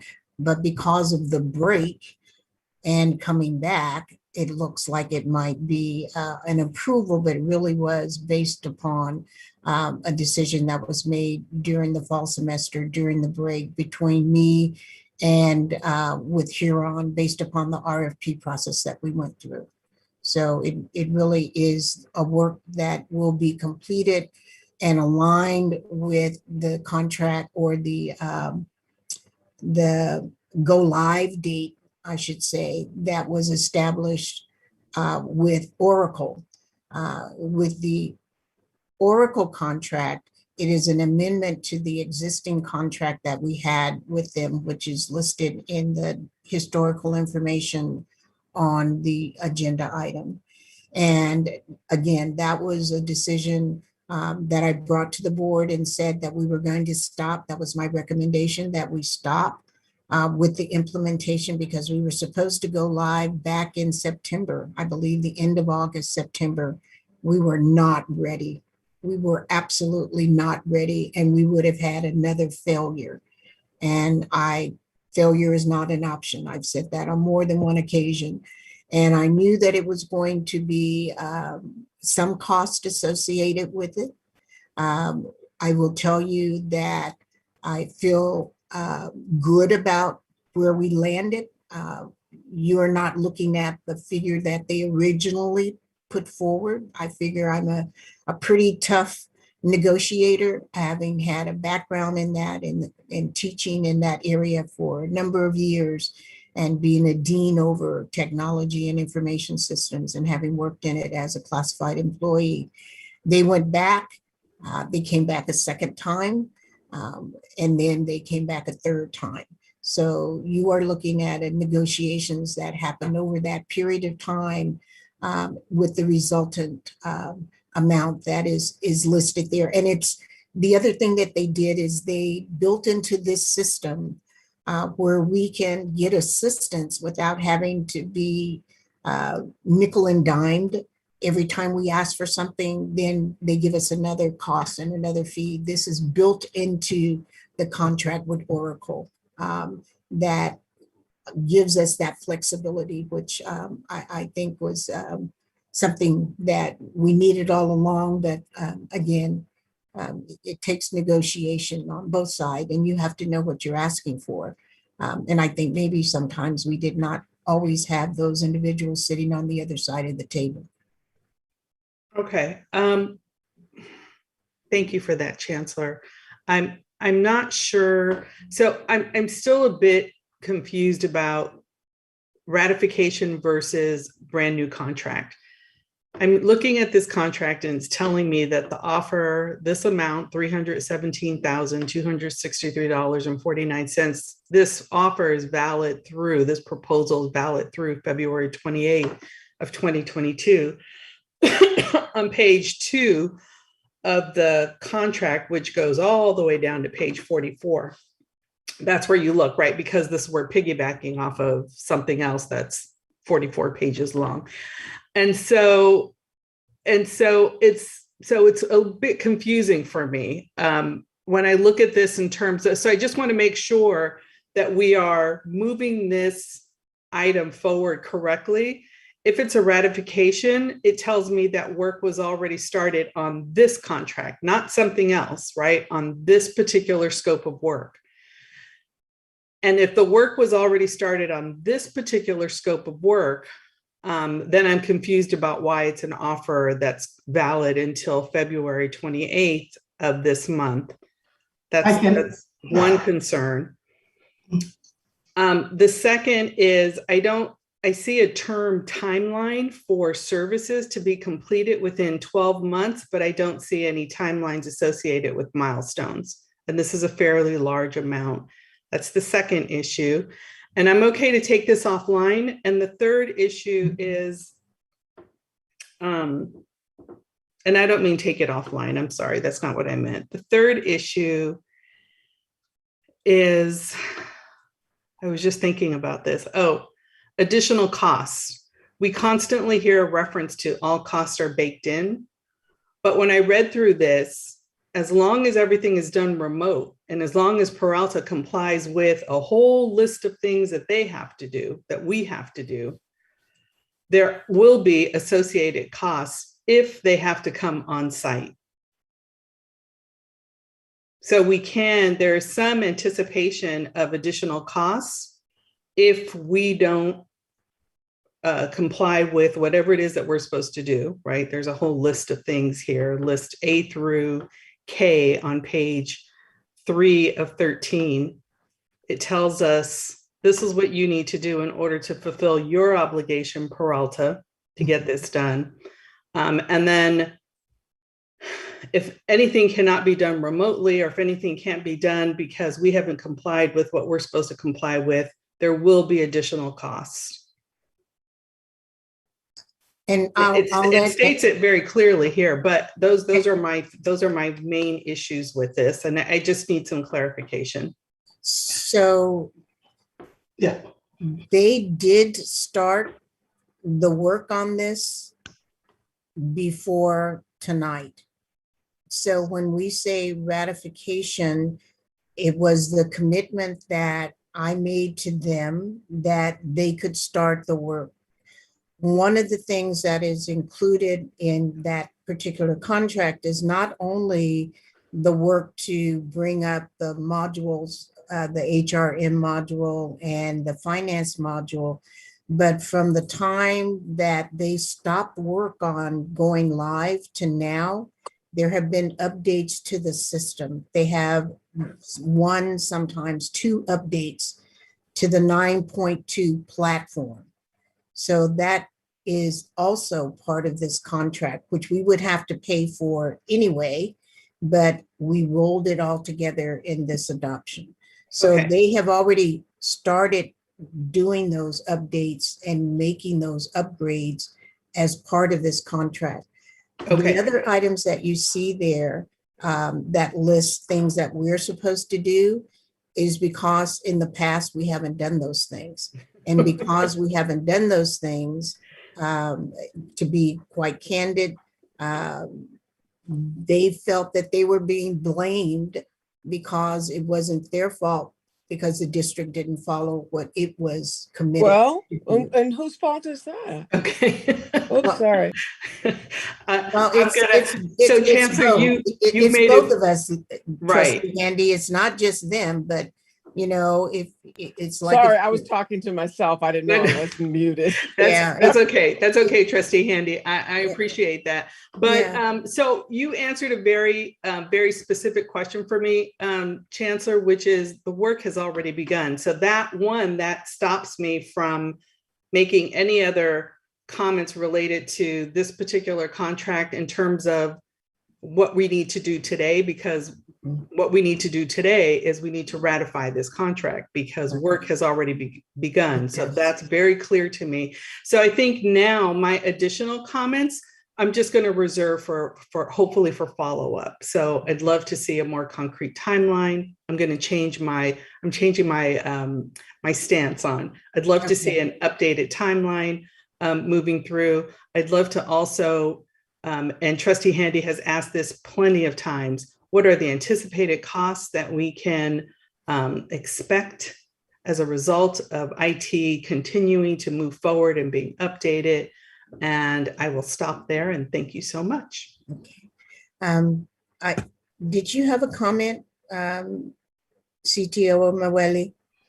Just wanted to point a clarification on the 28th, February 28th was the date. Usually they put a date on the contract that you need to sign it by to guarantee the pricing.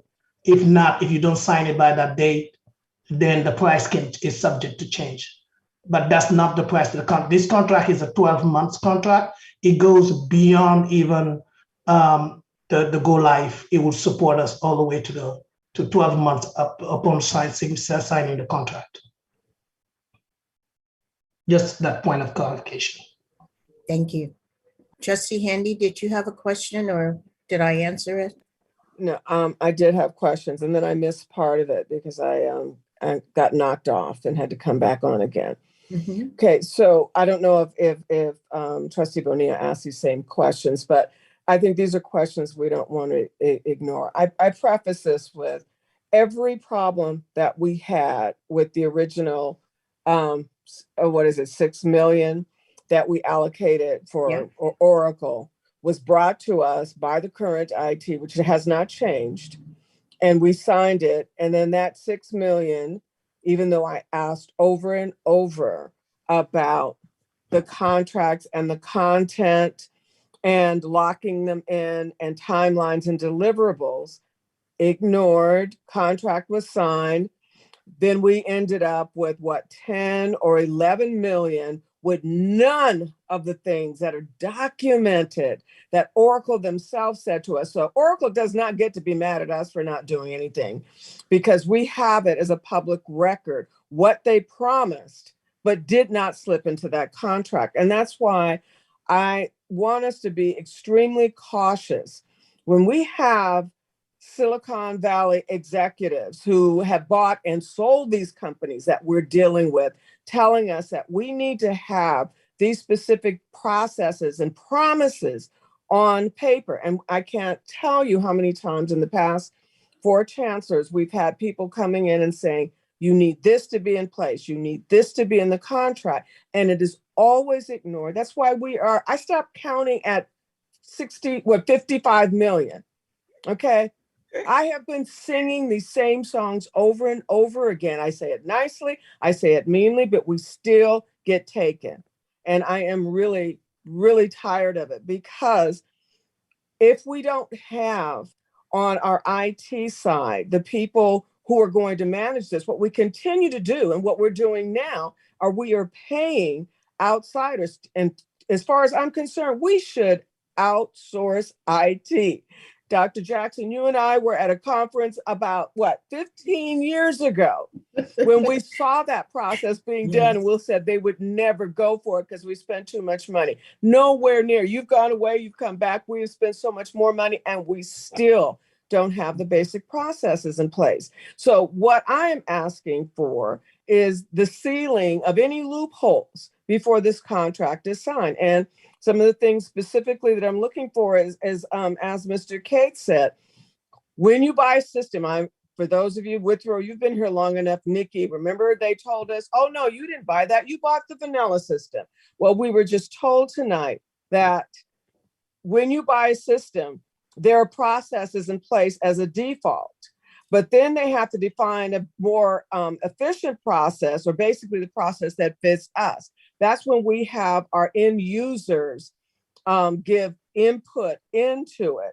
And then we are determined by then what changes need to be made to get the new defined processes.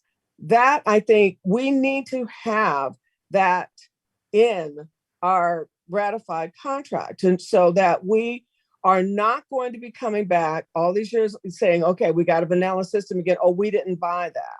We didn't get that. And then another question that came up is in if they have documented new processes for student enrollment, financial processes for paying vendors, and are we getting any feedback on those processes before the implementation of that contract is done? I think that we need to ask, because even when we ask, if we don't have it signed on the dotted line, we end up coming back with more and more. Looking at, the end users group and them wanting it, of course, that is a part of any of these contracts. The end users are supposed to be consulted from the very beginning so that the processes that are brought over to us fit their needs, not Oracle's needs, but our needs. So outsourcing that for someone to do the training for our people to use it, I'm all for that.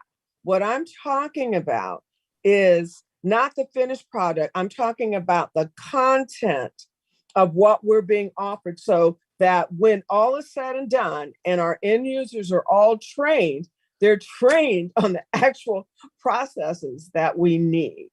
So I just want us to have, I still can't believe how we still did that 6 million. That was supposed to be the end of it. And then it became 10 million. And now we've got more added on to that.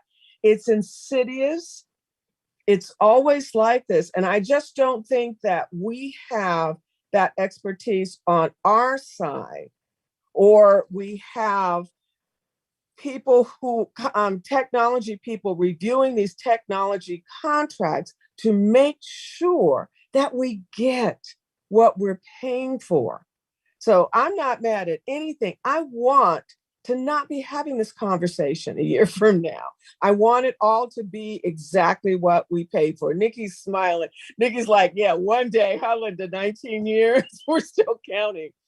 But I just think that a little bit more due diligence before we tie all the knots with them will make sure that these things are in place. And if we have to go out and ask to make sure that everything that we need is going to be accounted for, then let's do it. Because how many times we're going to put our hands in that fire and not expect to be burned? My hands are scorched right now. So that's all I've got to add to this.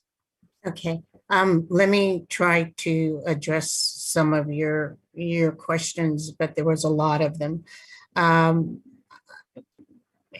I'm not trying to negate your concern whatsoever. Chancellor, maybe before you address hers, just hear my thoughts, and then you can deal with both of us at the same time. I'll try to deal with both of them at the same time. That might be easier.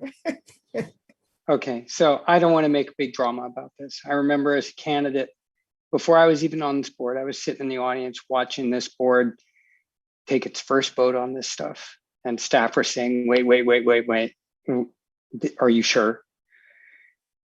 And for literally 20 years now, the administration has repeatedly told the board, oh, this is what it's going to be.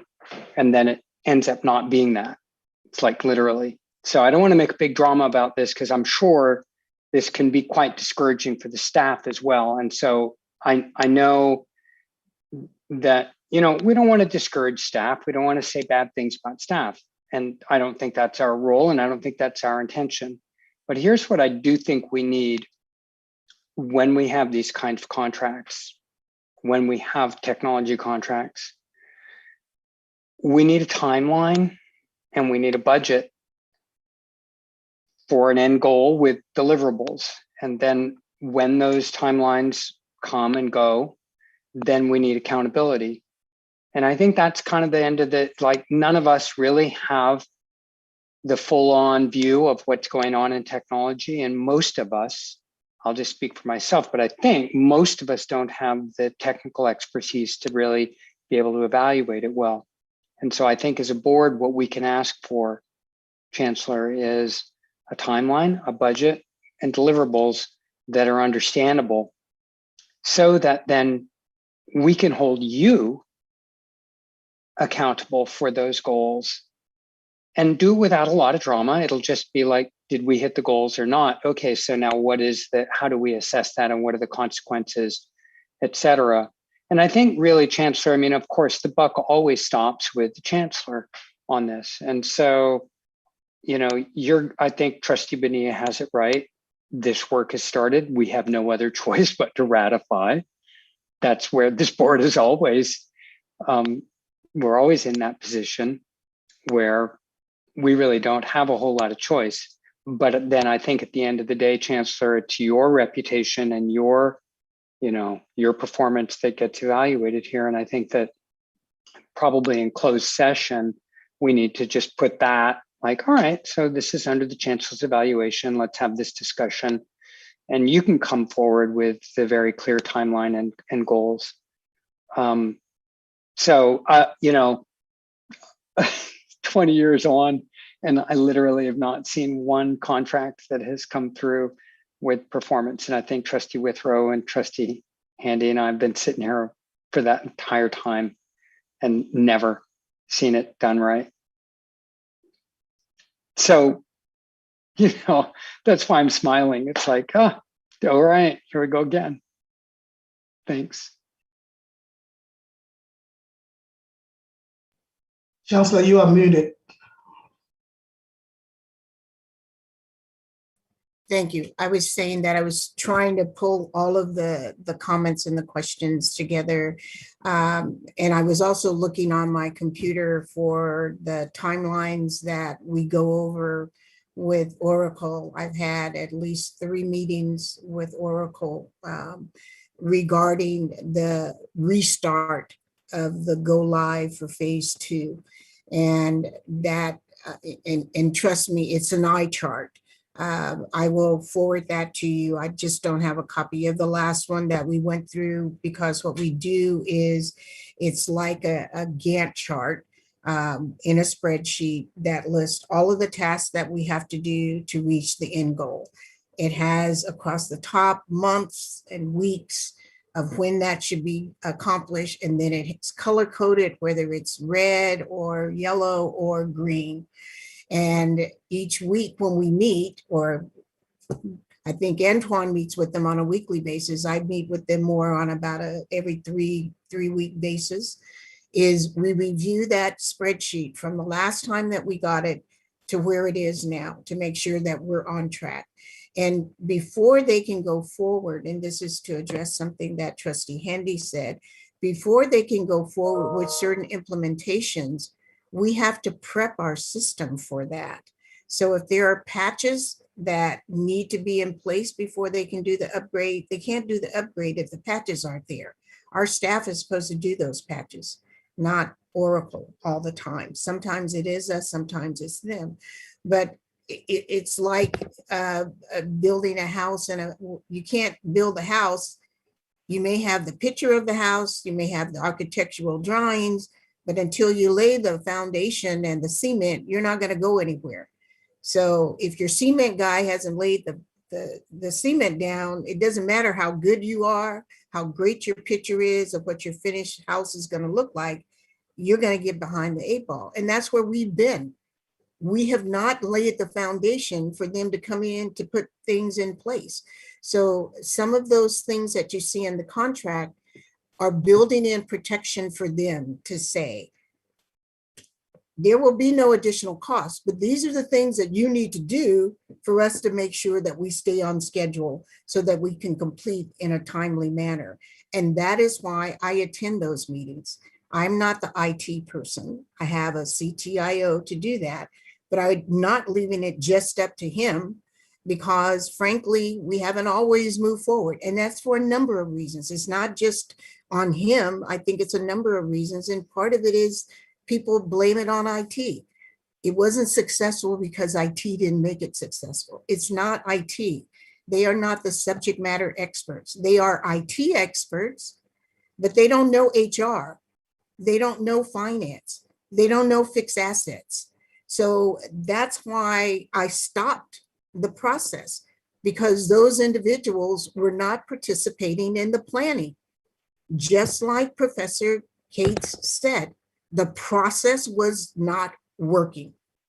So I stopped it. I knew I was going to have to pay a price for it, but I was not going to fail. And I was not going to let this district fail. And I was not going to let it be finger pointing that it was this person or that person, or it was the board, or it was IT, because it's all of us. So what you're seeing now is the result of that stoppage. And you're seeing those concerns being identified in the contract, even though they've been working, because we have to get the patches done. We have to get the installation before we can migrate over to the next level. So that's why it's the ratification. I think everybody understands that. At the same time that we stopped them from moving forward, we contracted with Huron, which has an excellent reputation throughout the state, who helped to move San Diego Community College District from a legacy system to an automated system. We already have an automated system. All we're doing is upgrading. I talked to Francisco, the chancellor at LACCD, before I even entertained a discussion with Huron. And he was adamant that they would not have been able to be successful without them. So they came in and they laid out, these are the things that you need to get from Oracle as part of your contract. You need to make sure these things that you do as a district. And so we put in place individuals within HR and within finance that are kind of the team leaders, even though ultimately the vice chancellors are responsible for the implementation. But we had team leaders that are subject matter experts that work with Huron and identified our process, which is what Jim is talking about. And that process involved certain gates that we had to meet to be ready to move forward. So while we were having the assessment done, we were also negotiating with Oracle on the things based upon that assessment, so that the two of those would come together, which is something we had not done before. We let our own internal people who are not subject matter experts on PeopleSoft. They know what they do, but they don't know what PeopleSoft system can do. So that's what Huron did. They bridged that gap to say, this is what the system should do. We don't know what you guys are doing. And then we married the two together and came up with the process and a timeline. And so they are going to train us, working with our teams that we've already established. And we had the kickoff meeting today. So as Antoine said, we are not trying to do it from the district. We're trying to have the colleges tell us, what are the best dates for your subject matter experts in finance to get together? But we're also, at the same time that we're doing that, and that came out in the meeting today, is that we're going to be training different people that are going to be mixed together, faculty, staff, and administrators, because they also have to learn how to use the system. So it's going to be, both of those are going to be moving along in parallel. The things that we're looking at doing are, how do you enter for reimbursement? Something that this board, certain board members have been asking about. How come it takes so long for me to get a reimbursement? That's because we have a hand manual system. So when we have a new system, you are going to have to learn how to input that, how to submit it, not fill out a paper piece of traveling conference form, but a form that is a traveling conference that will interface with our finance system, so that when you put in for reimbursement, it goes back and checks the finance stream, it checks the budget code, it checks that you followed the guidelines in terms of maximum amounts that you can charge out. We're doing all of that manually now. And that's the part I want you to understand. We have to move forward, but we are doing it with a sense of urgency, and we're doing it to make sure that the processes that we've laid out with people who know what PeopleSoft can offer, along with the people at the district who know what they're doing now, and we're bridging that gap.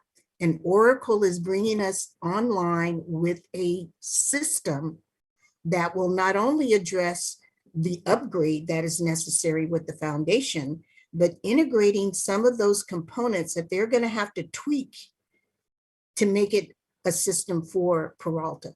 This is not an off the shelf, we're buying it just like it is, vanilla, as you know, Trustee Handy indicated.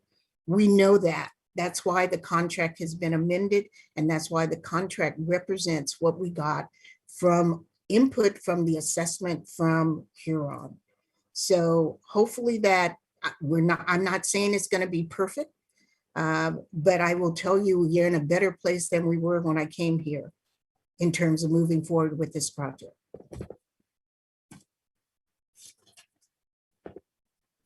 Thank you, Chancellor. And I am so privy to these conversations, and I know this what we're talking about in terms of Huron.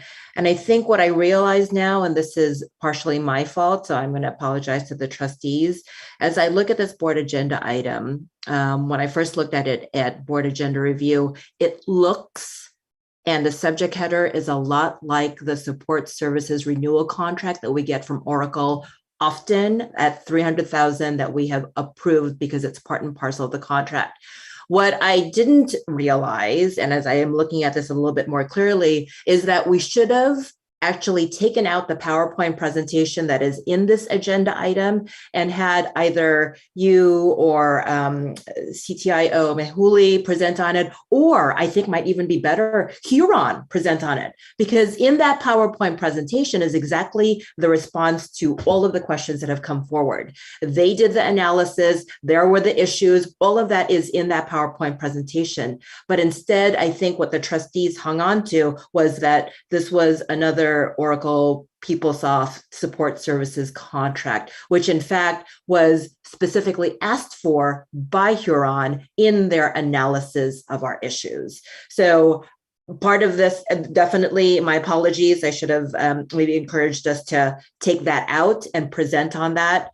But yes, lesson learned for sure. And thank you for that very, very comprehensive explanation. And I'm hoping that that is satiating at least some of the questions that have come up as a result of this agenda item for our board members, that is. I appreciate the questions too. And now that I know the sensitivity of this particular item, I would have recommended to you that we pull it out and present on it, but lesson learned and point well taken. And I get passionate about it, so please don't take my passion as anger, because you're right, it is my reputation also on the line for this. And that is why I stopped it, because I knew we were not ready. We had not taken the proper precautions. We had not changed the mindset that we are going to go forward with this as a group, as a team, as a district, and not just it's IT's problem to do it. And it might be, Chancellor, just a suggestion, at some point, it might be good to have Huron come in and let the board know what they've actually done that really is going to mitigate the problems that have really happened at this district for the past 20 years. As it relates to technology. And we will do that. And they would be more than willing to come in to make that presentation and to give the assessment as well as feedback on how the training is going. So maybe we can do an in progress of where we are at a future board meeting. Fantastic. And I know that our chief of staff is taking notes on this because we have a meeting tomorrow. So we will discuss who's going to take the lead on that. So with our spreadsheet running things that the board has asked for. So thank you. Okay. Do I see any more questions? All right, we've talked about 11.2, 11.3. Do we want to take these apart or do we want to vote on them together? Trustees, I'm going to give that back to you all. What is your preference? They really should be combined, I believe. Are we good on combining them? I believe there was a motion on the floor. Would that be an amendment to that There's, motion? yeah, there's already, I had already seconded. I prefer to take them both separately. They're, I mean, I get, but we can go through them separately. Yes, I'm that's- okay with that. Okay, so we have a first, we have a second for 11.2. We've had a robust discussion. Can we do roll call? Student trustee Hogan, Yes. student trustee Cooper. This is for the PeopleSoft item? Correct. That is correct. No. Trustee Withrow, Yes. trustee Jenkins, Yes. trustee Handy, I'm saying yes because it's Dr. Jackson and I know she will get the job done. Otherwise, it would be a big no. trustee Delphine Polk, Yes. trustee Bonilla, Yes. trustee Gonzalez Ewan, Mhm. trustee That's a Napoli yes. Villery. Trustee Yeah. Napoli Villery. Yes. Motion passes. Thank you. May I have a motion for 11.3? So moved. Thank you, trustee Withrow, second. I'll second that. Thank you, trustee Gonzalez Yuen. Let's do roll call. Student trustee Hogan, Yes. student trustee Cooper,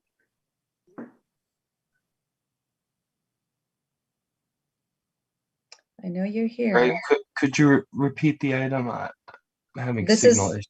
this is the Huron item, 11.3. Yes. Trustee Withrow, Yes. trustee Jenkins, Yes. trustee Handy, Yes. trustee Delphine Polk, Yes. trustee Bonilla, Yes. trustee Gonzalez Ewan, Yes. trustee Napoli Villery. Yes. Motion passes. Thank you. Now we're on 11.4. Consider approval of resolution number 21/22-59 for 2022-23 non-resident tuition fees. Madam President, I'd like to move 11.4 and 11.5 together. Okay, do I have a second for that motion? Second. Who was the second? I'm sorry. I didn't. Trustee Withrow, Trustee Withrow. Okay. Roll call. student trustee Hogan, Yes.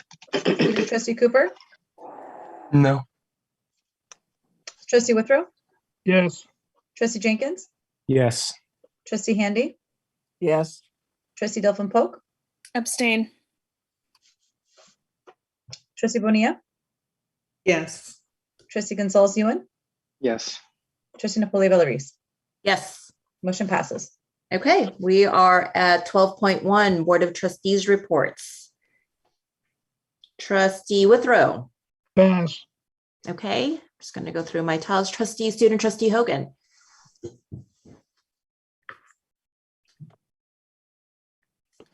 I'm okay. I'm having connection issues. No, not. Sure, great to see you, student trustee Hogan. Trustee Gonzalez Yuen. I don't really quite have an official report except to say that I am really cognizant of the challenges that our faculty and staff and administrators are having teaching right now. And as a faculty member myself, with colleagues who are coming down with COVID, with students who are dealing with deaths in the family, I'm profoundly grateful for the sacrifice that people are making. And I don't know where to quite fit that in, but I think we just have to note that and note that our students are really struggling, and that those who are making their way to classes and afraid to go to classes and so forth, and it's like, hats off to you for persevering in your education. And thank you for all of you who are making that possible. Thanks.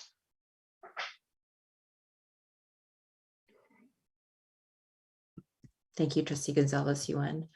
Let's move to Vice President Delphine Polk. I don't have anything tonight. Thank you. Okay. Trustee Jenkins. Happy Black History Month, Peralta community. I look forward to participating in on-campus and virtual events with the Peralta community. I was on Laney's campus today, giving out food with the Rotary Club of Oakland. Also, a couple of things. So, reminder to all colleges and students, the Peralta Foundation's annual scholarship program application deadline is March 1st. To date, there are 100 already submitted applications, and their goal is to achieve 300. So everyone should be encouraging students to apply via the Foundation's website at peraltafoundation.org. Again, that's peraltafoundation.org. And then this one is really exciting. The Oakland Roots Sports Club wants to show its appreciation and continued support for the Oakland community and Peralta Colleges by providing employment opportunities during the 2022 season. Experience is preferred, but not mandatory. And there's a number of positions that they have, including seasonal staff, paid internships, ticket attendees, headquarter attendees. So check out the Roots website for that information. And that'll be it for me. Thanks so much. Thank you, Trustee Jenkins. Student Trustee Cooper.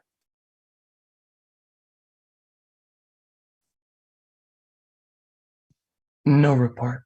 Okay, thank you. Trustee Handy. Just a short one. I had the opportunity to present at CCLC with 2 other trustees at the Excellency in Trusteeship training program. And Dr. Jackson, I actually got to see her in person. It was really great to have a visual, but I have to tell you, our Chancellor is a butterfly, and it is almost impossible to even get close to her in person to have a conversation or to finish a conversation. But she managed to get her presentation done. I think was yours 2.5 or 3.5 hours. Mine was just 2.5 hours. 4 hours. Yes, it was a jam-packed session. But the thing that was really interesting is that at CCLC, it's our colleagues, our trustees and chancellors that are presenting. And there were some phenomenal presentations. And to even sitting next to Dr. Keith Curry from Compton, he would just tell us how we could put this money together. And it just comes off the top of his head, and how we can combine those to give students stipends to support them. All of these ideas come together at CCLC. So I was really grateful to be there. And Trustee Jenkins was there as well. And unfortunately, everyone couldn't be there. You know, it's really a challenge, but I'm hoping that by May, things will clear it up enough, and then we're our new trustees, and we'll actually have an opportunity to get that full experience. And I also, again, want to encourage our trustees who haven't done the ETP to please sign up and do the program. If you've attended other conferences and then there are online components, you probably have enough credits already to complete the program. And I think it looks good. It shows a commitment to our district. If we all can complete that program, there is a commitment by the district for us to, I think there's a dues that we have to pay for it. But honestly, I believe that most of you, if you've attended any conferences in the past 6 months or online or teaching, or some of the things that you're doing on campus, you probably are very close to having the credits and all the proficiencies. So I'd like you to think about that. I was the 19th. I was the naysayer. I said, no, I'm never going to do it. And then I was the 19th person to come through. And now I'm encouraging people to come in and get recertified. So it's truly worth it. Thank you. That's all I have. Okay. Thank you, Trustee Bonilla. Welcome back, Trustee Bonilla. Oh my gosh, yes, thank you. Good to be back. Hey, everyone. Of course, I just want to acknowledge all 4 presidents' reports. Amazing work with your faculty, with your staff. and folks who are really giving it their all to ensure that the students who are coming on campus, and of course those who are continuing with their online education, are having the best experience possible. And so thank you for all of that. Happy Black History Month for sure. Yes, it's going to be amazing. And happy Lunar New Year. It's Year of the Tiger. So super exciting. I hope you all can get into some outdoor events to support both the Lunar New Year as well as Black History Month. And that's all I have. Let's just have a good year. Definitely. I will just say again, a shout out to all of you here, all of you that's watching, just for the incredible work that each of you have been doing. I have to say, Dr. Garcia, I am excited to tell my daughter about the Epic Unreal Academic Partnership that you got. So kudos to that. I think that's absolutely wonderful. Laney College, again, in terms of Leticia Luna, I know that I didn't do a shout out last time, so I just want to make sure that we do that shout out now, because that's a pretty incredible internship over at the San Francisco Chronicle. And that 20,000 scholarship that you were talking about, President Besikoff, that's fantastic. President Johnson, amazing work. I feel like every time you talk, there is some grant, there's some money, there's something that you are letting us know about, which is awesome and which is totally fantastic. And I wish I had an opportunity to attend the Power and Unity grab and go that you had, because it sounds like that was a really fantastic time. And Dr. Jones, to you, thank you for sharing with us the entrepreneurship certificate program and just the robustness of the Flex Day that you had, which again goes to show, in addition to the student leader reports that we had, every single one of you, faculty, classified administrators, our students, you're doing so much. And I know that oftentimes it seems from one particular end that another individual may not be doing much, but every single one of you, especially in this uncharted territory of pandemic land that seems to be lasting for so much longer than it should be, you all are doing fantastic and great work. You really, really, really are. So thank you so much for that. And I cannot wait to see you all in person and hear you all in person. So soon enough, we'll be there. Other than that, let's have a good year. Happy Black History Month and happy Chinese New Year. Now let's go on to our reports. Vice President Delphine Polk. Announcements. Yes, announcements, yes. All good. It's been a long night. Hello, everybody. As part of the ongoing celebration of Black History Month, each of the colleges will be hosting various events throughout the month. Please visit the college website events pages for more information and join us if you can. I definitely plan to. Late start spring semester classes will begin soon, and it's not too late to enroll. Visit the Peralta website to apply or enroll. Number 3, the Peralta Community College District in each of the colleges will be closed on Friday, February 18th in honor of Lincoln's birthday, and on Monday, February 21st in honor of President's Day. And then lastly, the next meeting of the Board of Trustees will be on Tuesday, February 22nd, 2022. That's all I got. Thank you. Let us adjourn. And happy Valentine's Day next weekend, everyone. Happy Valentine's Day, Black History Month, and Lunar New Year. That's right. Take care, everyone. Good night. Good night, everybody. Very much, and have a good night. You too.